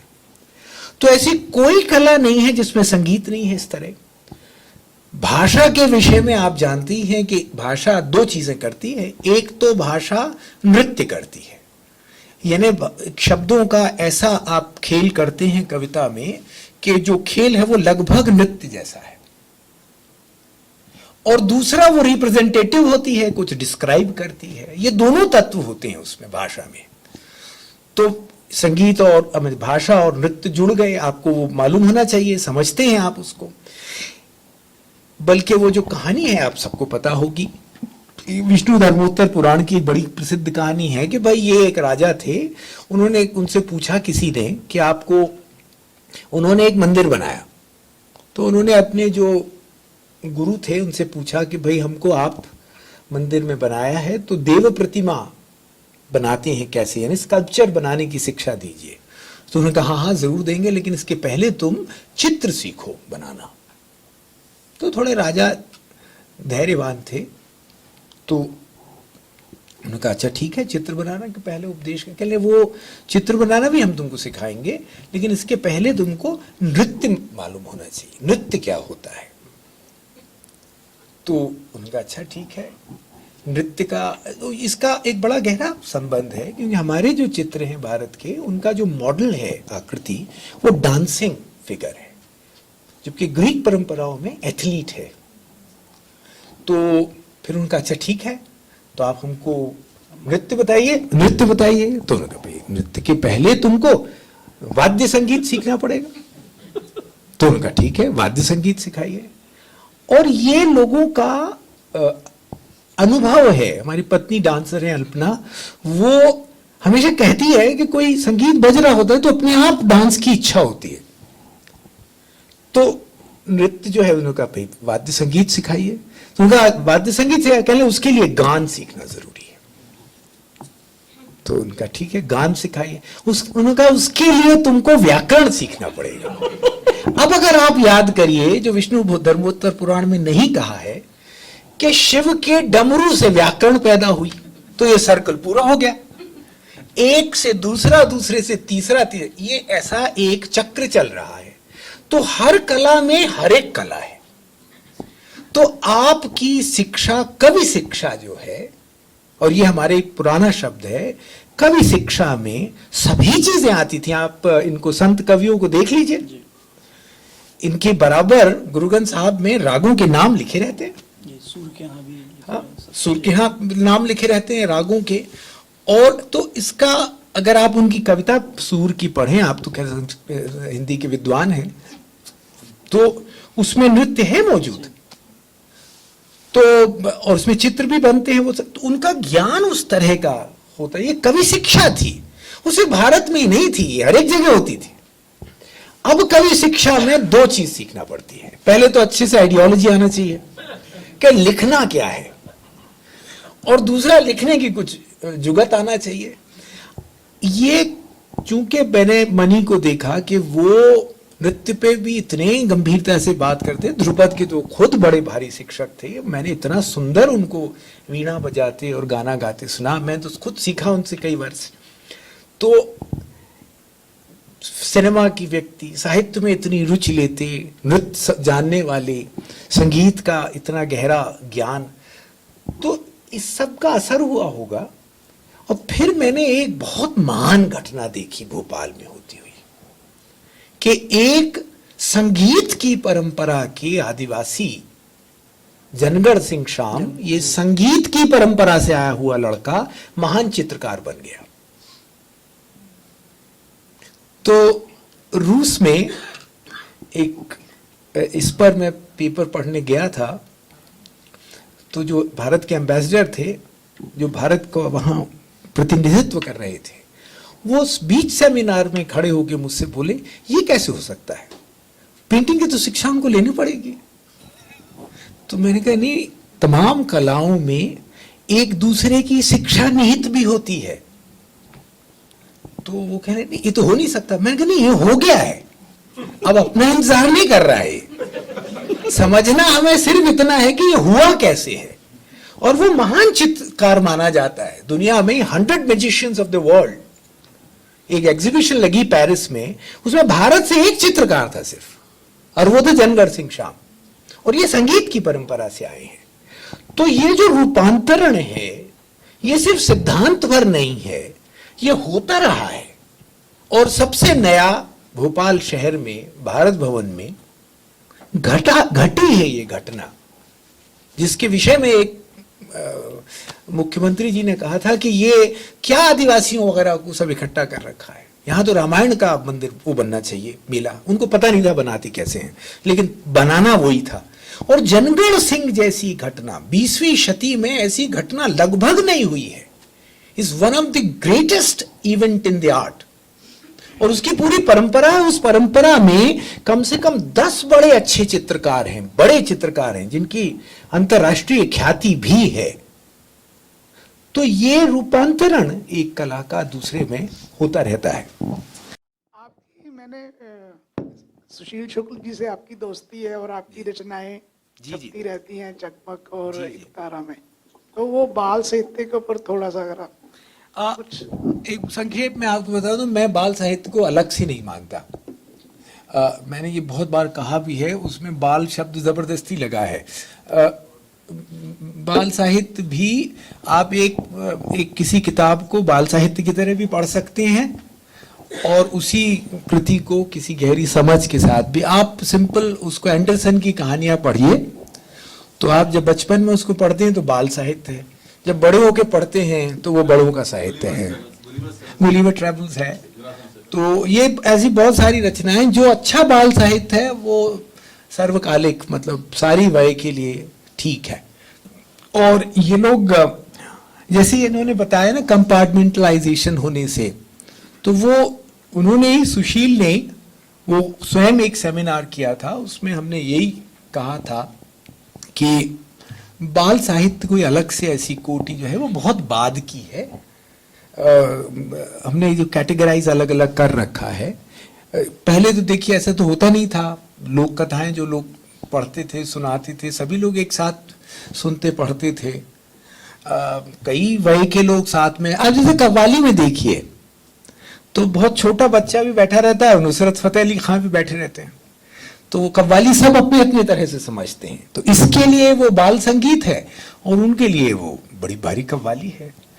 अच्छा बाल साहित्य, चाहे ग्रिम की कहानियां पढ़ लीजिए, चाहे वो, ये कैटेगराइजेशन मॉडर्न मार्केट की जरूरत होती है, ये अपने दिमाग की जरूरत नहीं है। हमारे अंदर कभी जो बच्चे हम थे वो हमेशा रहता है। वो बच्चा, आप उसकी अवहेलना करते रहते हैं, लेकिन वो बिल्कुल रहता है, और बुजुर्ग भी रहता है।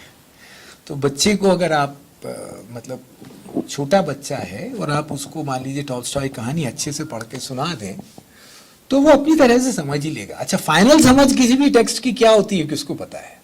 ये तो किसी को भी नहीं पता है। जी। और उसमें भी अगर संवाद बोलने के तरीके पर जी क्या कहते हैं? एक तो उनका ये था कि जो वास्तविक, जैसे आमतौर पर बातचीत की जाती है, मनी की फिल्मों में वैसे नहीं होती। ये तो खैर आपने इसीलिए ही सवाल पूछा। तो शुरू में मनी पर जब उन्होंने उसकी रोटी बनाई तब तो नहीं था वो उतना प्रभाव। सिर्फ एक फिल्म में उन पे ये प्रभाव ज्यादा रहा है, क्योंकि वो नाटक पे उन्होंने बनाई थी और वो थी आषाढ़ का एक दिन। तो उसमें लगता था कि जैसे ये आपस में बोल नहीं रहे हैं बल्कि पढ़ रहे हैं। और ये एक तरह का प्रयोग ये था, ये बताने की कोशिश है उसमें, जिनको अनुभव हो सका कि आप फिल्म में वास्तविकता नहीं देख रहे हैं, आप फिल्म में एक कला रूप का अनुभव कर रहे हैं। चूंकि हमारा अभ्यास नहीं था उस तरह की फिल्में देखने का, क्योंकि फिल्म के अपने इतिहास में एक ही ऐसा फिल्मकार हुआ था, नाटक में हुए थे लोग, इसको एपिक थिएटर ब्रेख्त ने कहा। उसमें ब्रेख्त ने कहा था कि ऐसे वाक्य नाटक में होते हैं एपिक थिएटर के अंदर जो कोटेशन की तरह लगते हैं, यानी जिनमें आदमी ठहर के उस पर विचार कर सके। और उसने कहा था जो इंटरप्शंस होते हैं एपिक थिएटर में वो बहुत बड़ा ऊंचा दर्जा रखते हैं, ये ब्रेख्त की बात थी। और दूसरे जो व्यक्ति बड़े हुए इस दिशा में, मनी की मेकिंग की मैं बात कर रहा हूं आपको, जितनी पारंपरिक कलाएं हैं, आप कुडियाट्टम देखिए, उसमें एक भी रियलिस्टिक ढंग से बोला गया संवाद नहीं होता, बल्कि रियलिस्ट उसमें कुडियाट्टम में तो वो वाचिक पहले बोल लेते हैं, फिर उसमें अभिनय होता है। मुझे याद है कि मैंने एक बार उनको देखा था, अमानुर चाक्यार को, तो एक वाक्य था कोई भास के नाटक का और उन्होंने 1.5 या 2 घंटे उस पर अभिनय किया था और वाक्य पहले बोल लिया गया था। तो मणि की फिल्मों के संवाद को समझना है तो जो हमारी लोक कलाओं से वो ले रहे थे, उन्होंने यूरोप की, जो हॉलीवुड की खास तौर पर जो एक नेचुरलिस्टिक किस्म का डायलॉग थी उसको छोड़ने की पूरी उम्र कोशिश की अपने सिनेमा में, ताकि आप फिल्म को देखते हुए फिल्म में बह जाने की जगह फिल्म पर के दौरान उन स्थितियों पर विचार योग्य बने रहें।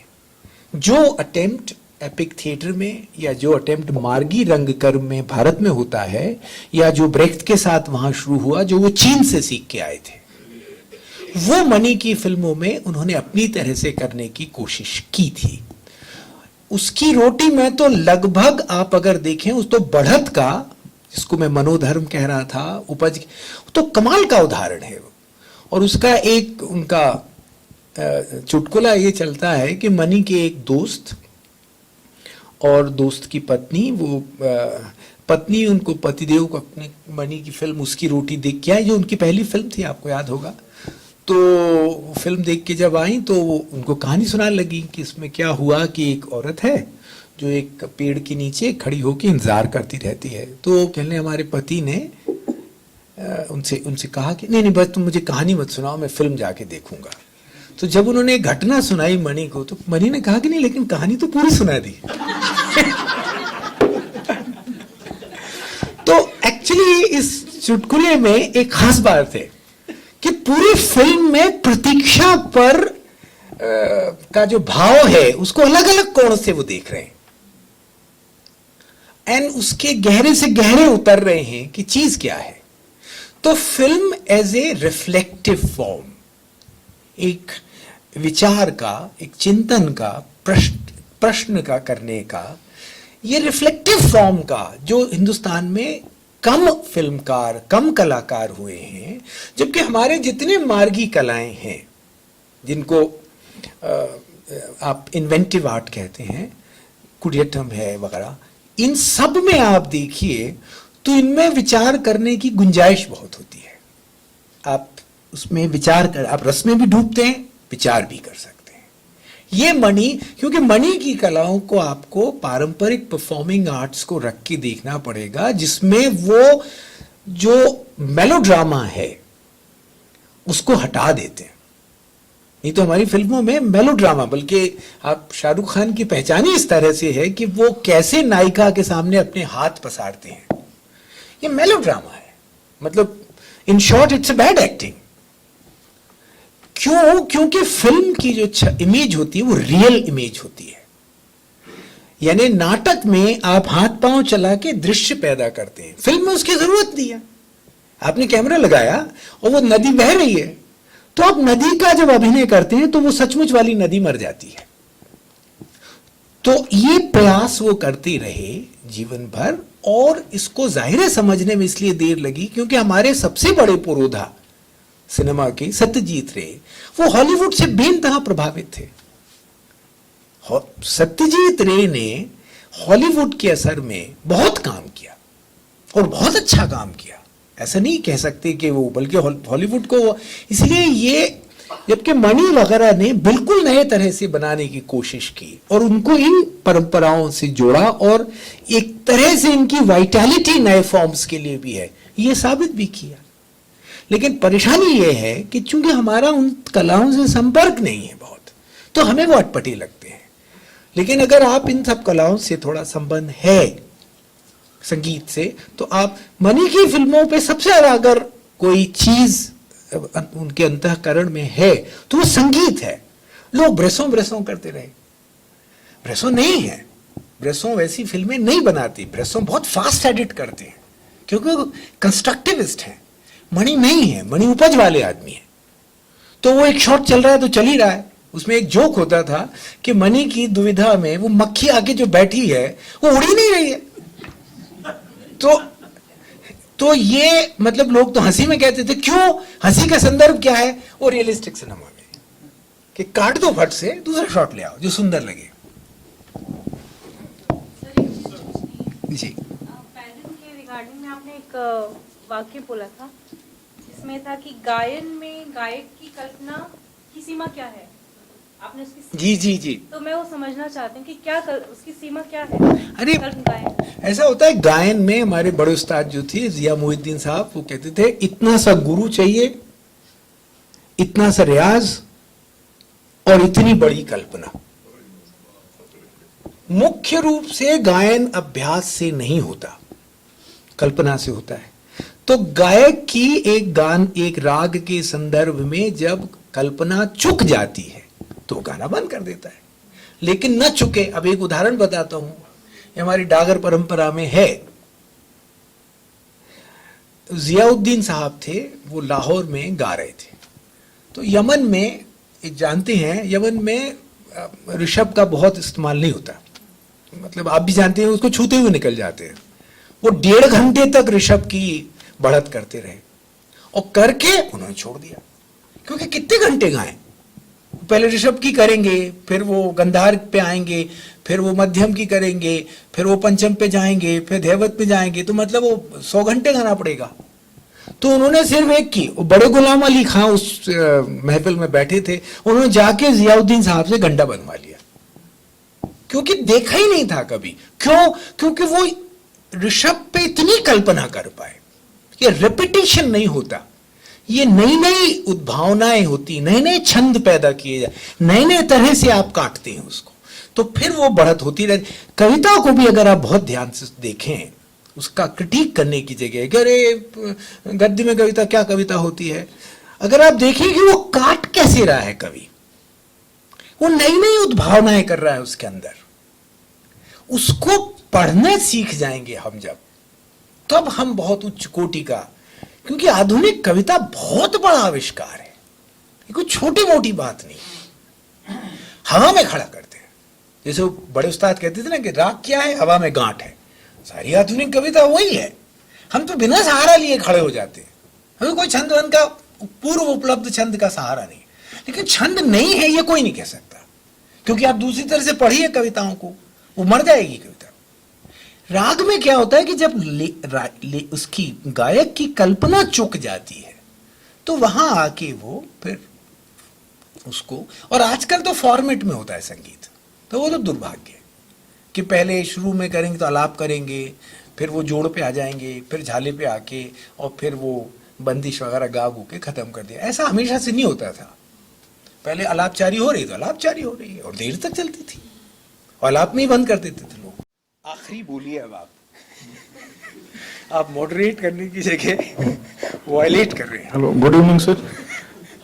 सर अभी आपने अच्छे साहित्य, अच्छी आइडियोलॉजी, अच्छी कला, आइडियोलॉजी सब खराब होती है और अच्छे दर्शन की बात करी। तो प्रेजेंट सिनेरियो में, बिकॉज मैं साइंस का स्टूडेंट हूँ, तो अच्छा, आई थिंक अभी आइंस्टीन की भी आपने बात की, तो अच्छा एक रिलेटिव वर्ड है, दिस इज नॉट एब्सोल्यूट। आपके दृष्टिकोण से, दर्शन के दृष्टिकोण से, आप दर्शन भी की बात कर रहे, दार्शनिक हैं आप, दर्शन के दृष्टिकोण से आज के दौर में 21वीं शताब्दी में अच्छा साहित्य क्या है, अच्छी आइडियोलॉजी क्या है, अच्छी कला क्या है, अच्छा सिनेमा क्या है? ये नहीं, दिस इज मेरे दृष्टिकोण से अच्छा कुछ और हो सकता है, बस एज ए स्कॉलर आपके दृष्टिकोण से अच्छा क्या है? अरे मैं स्कॉलर नहीं हूँ, मैं पोएट हूँ, उसको समझने के लिए लगे रहते हैं रात दिन। हाँ, अब मैं समझ गया। नहीं, अच्छी आइडियोलॉजी क्या है? समझ गया। नहीं, मैं ये, आपने सवाल तो पूछ लिया, मुझे जवाब तो देने दीजिए। आइडियोलॉजी तो मैंने कहा, मैंने अच्छी नहीं कहा, आपने गलत सुन लिया, कोई बात नहीं, कोई बात नहीं, इसमें कोई हम ही ने शायद गलत बोल दिया हो। आइडियोलॉजी वो तब बनती है जब उसमें विस्तार बंद हो जाता है। किसी भी विचार परंपरा में जब विस्तार बंद हो जाता है तो वो जब जड़ हो जाती है तब वो उसको हम आइडियोलॉजी कहने लगते हैं। तब उसमें अपने पे प्रश्नांकन नहीं होता। बढ़त कैसे होती है विचारों की कि अपने पे प्रश्नांकन करते हैं, और ये दर्शन में भी वैसे ही होता है, संगीत में भी वैसे होता है। स्वयं पे प्रश्नांकन किया जाता है। जब वो स्वयं पे प्रश्नांकन नहीं करती तब उसकी बढ़त बंद हो जाती है। अब रहा बाकी कलाओं आदि का, तो उसके लिए तो बहुत समय लगेगा। इतनी जल्दी अगर हम, आप विज्ञान के विद्यार्थी हैं, आपने कहा, वैसे मैं जेनेटिक्स पढ़ाता हूं तो मैं सुपर विज्ञान का अध्यापक हूं तो मैं विज्ञान भी खूब जानता हूं। तो मैं आपको एक चीज बता दूं कि विज्ञान के विद्यार्थी कहने से मैं कम से कम कुछ नहीं समझता। मतलब विज्ञान का सत्य पर एकाधिकार नहीं है, ये मुझे मालूम है। ये मैं अफवाह नहीं बोल रहा हूं। विज्ञान के पर जितने प्रश्न हैं उतने और किसी डिसिप्लिन पे नहीं है। हमारी टेक्स्ट बुक्स में हमको जो कॉलेजेस में पढ़ाया जाता है, जो आधे अधूरे शिक्षक पढ़ाते हैं, उनको विज्ञान पे उठे सवालों के बारे में पता नहीं है। हमको सचमुच ये नहीं पता है कि न्यूटन के पास थ्योरी जो लिखी उन्होंने, उससे ज्यादा उन्होंने धर्मशास्त्र पे काम किया है। 3 बक्से मिले अभी हाल में न्यूटन के, जिसमें थियोलॉजी पर डिस्कशंस हैं। तो एक तो विज्ञान का मैं व्यक्ति होने से सत्य के आप अधिक करीब हैं, ये मैं बिल्कुल नहीं मानता, लेकिन तब भी आपका प्रश्न वैलिड था। रहा ये कि कौन सी कला श्रेष्ठ होती है, उसके कुछ मैंने बताया था, ध्वनि ये वो होते थे एक जमाने में, अभी भी कुछ हद तक होते हैं कि भाई उसमें रस का अनुभव होता है या कुछ वो होते प्रश्नांकन मन में बनते हैं, ऐसे कई हैं। लेकिन उसको आप ऐसा नहीं कह सकते कि हर एक पे आप एक सा लागू कर दे। किसी में कोई जोर रहता है, किसी में किसी चीज का जोर होता है। फिर पेंटिंग में आप जाएंगे तो कलर रिलेशनशिप्स होती हैं, बहुत सारी और चीजें होती हैं। उसके लिए बड़ी भारी आपको शबाना जी, आपको कोई 7-8 दिन तक 5-5 घंटे का करना पड़ेगा। उसके लिए आप तैयार हो जाइए, मैं आ जाऊंगा। बस आखिरी सवाल अब जी। तो मैं अभी आपकी जो समाज का जो है जी जी 15 मार्क का मैं पढ़ रहा जी जी। उसमें वहाँ फारूकी साहब कहते हैं कि उनके पास 2 ऑप्शन होते थे। हाँ। जब वो बड़े हो रहे थे, है ना, हाँ, तो या तो वो फॉरवर्ड कम्युनिस्ट टाइप में होते थे, या फिर मुस्लिम लीग का ही ऑप्शन होता था। जमात नहीं, जमात इस्लामी का। इस्लामी हुआ, तो 2 के ही ऑप्शन होते थे जी। क्या उनके पास तीसरा ऑप्शन नहीं था रियली? एक बात। दूसरा, जब इसमें उतरे हैं तब आपके पास भी ऐसी कोई लिमिटेशन थी? नहीं, मेरे पास तो बिल्कुल नहीं थी। वो पर्टिकुलर मुसलमान बच्चे की बात कर रहे थे कि उनका जो परिवेश था उनके लिए, सब भारतीयों के लिए नहीं कह रहे थे। वो एक शिक्षित मुस्लिम परिवारों में ये 2 संभावनाएं उन दिनों उनको लगा कि होती थी। फारूकी साहब को ये पूरे भारत के लिए उन्होंने कहा भी नहीं है। आप फारूकी साहब से बात करेंगे ना तो वो बेहद विनम्र व्यक्ति हैं और बहुत बड़ा लेखक है। मतलब हमारी दृष्टि में उनसे बड़ा उपन्यासकार फिलहाल तो देश में नहीं है। लेकिन उनका जो आप बता रहे हैं कोट का, बिल्कुल सही बात है। तो वो कहते थे उनके घर में ये, और फिर उन्होंने अपने पिता का बहुत चित्रण किया है कि वो कितने 5 वक्त के नमाजी थे, फिर भी उनमें कितना खुलाव था। हमारी उनकी बातचीत से सिर्फ एक चीज मुझे समझ में आई कि हिंदुस्तान के राइट और लेफ्ट दोनों ने हमारे यहाँ के मुसलमान बंधुओं को गलत समझा है। हमारे पास अभी भी ये हम भूल जाते हैं हमेशा कि मुसलमान के लिए उसका धर्मावलंबन जितना जरूरी है या जितना उसका स्थान है, उससे कम स्थान फारसी कविता का नहीं है, उससे कम स्थान उर्दू की कविता का नहीं है। वो मानस की चौपाइयों जैसा, जैसे हम लोग भी गालिब को ऐसे ही बोलते हैं, हमको तो शायद मानस चौपाई ज्यादा गालिब ही आता होगा। तो घरों में मैंने देखा है कि वो सब होता है साथ में।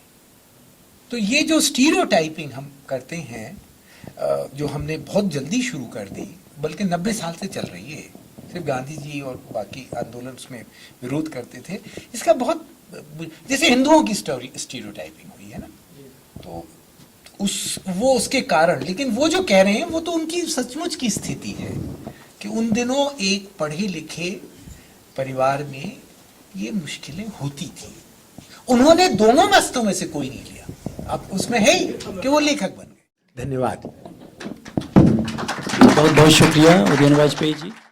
गुणीजन सभा भारत की प्राचीन कला और परंपरा को उजागर करती एक ऐसी सभा जहां प्रसिद्ध कलाकारों के साथ होती है एक विशेष चर्चा और उजागर होते हैं कलाकारों से जुड़े कई दिलचस्प पहलू।